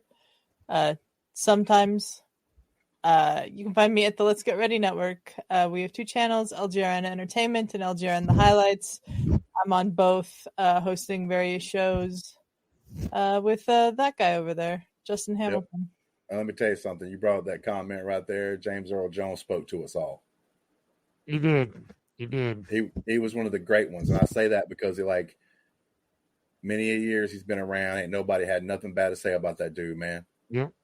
So I wish I could have been a friend of his, like a legit friend, because I think he would have been the coolest guy to be a friend of. Yeah. Like, straight up. Wish I knew him personally. Justin, where can we find you? With Adelia, sometimes complaining about maybe some things I do or say. But like I said, man, the one thing about me is I'm going to be honest with you. I'm going to tell you my honest opinion. I have certain principles and morals that I'm going to stand on, and I'm going to tell people whether I like it or not. Sometimes it is what it is. Sometimes it's great. Sometimes it's a hard truth.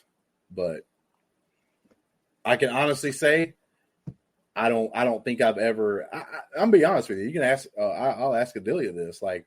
Ever been super hard on something that maybe I didn't have a good point to be? I don't think so. If I'm hard on something, man, and sometimes I'm more hard on Star Wars because I expect better, because it's my favorite thing. You know what I'm saying? It's like my kid. If I'd have been the baseball coach, I love my kid, but I'm gonna expect better from him, right? Because he's my kid and I love him. The same thing about something like Star Wars, man. I love that thing. I love it. It's the thing that I love, and I expect better. And I'm tired of watching things with other franchises that are better than what I'm getting in Star Wars. I'm selfish that way. I want some good stuff. But I'm hyped. I'm hyped about the Skeleton Crew, baby. Yes. Bring it on. Yes. Bring it on. Maybe that's something we need, man. Rally the troops around some little cute characters and everything, going out and having an adventure, man. Because I enjoy Solo because it's a fun adventure movie. Yeah, Solo is a fun adventure movie. Yes, Solo is. People overlook that about that film. It doesn't have to be the biggest film, right? It just has to be a fun film. Let's have fun. It's a lot of fun. I didn't even notice this. And then at the end of the day is why we like Star Wars. It's fun. Yes. Hey, Brennan, I didn't even notice this until just now. Yes. Are you wearing the Freddy Krueger sweater right now? No, but it looks like it. It's pretty damn similar. Didn't even notice it till now. I was like, bruh, Brennan about to be in y'all's dreams tonight, son. Shoot, all right? I would quote some of his lines, but they all contain profanity. Yeah. A lot so I won't. Nah, man, what about that? He said a line that said, the power glove, man. Yeah, it's true. He didn't curse there now. He had the power glove on. You remember that crap from the regular Nintendo? Oh, my gosh. Yeah. All right. Well, I'm so glad you guys could join me. Thank you, everyone, for participating. And much love to all of you. My name is Brennan Marr. That noise you're hearing is my ventilator. Thank you for tuning in to Page Turners They Were Not, my Star Wars podcast. May the Force be with you. Always.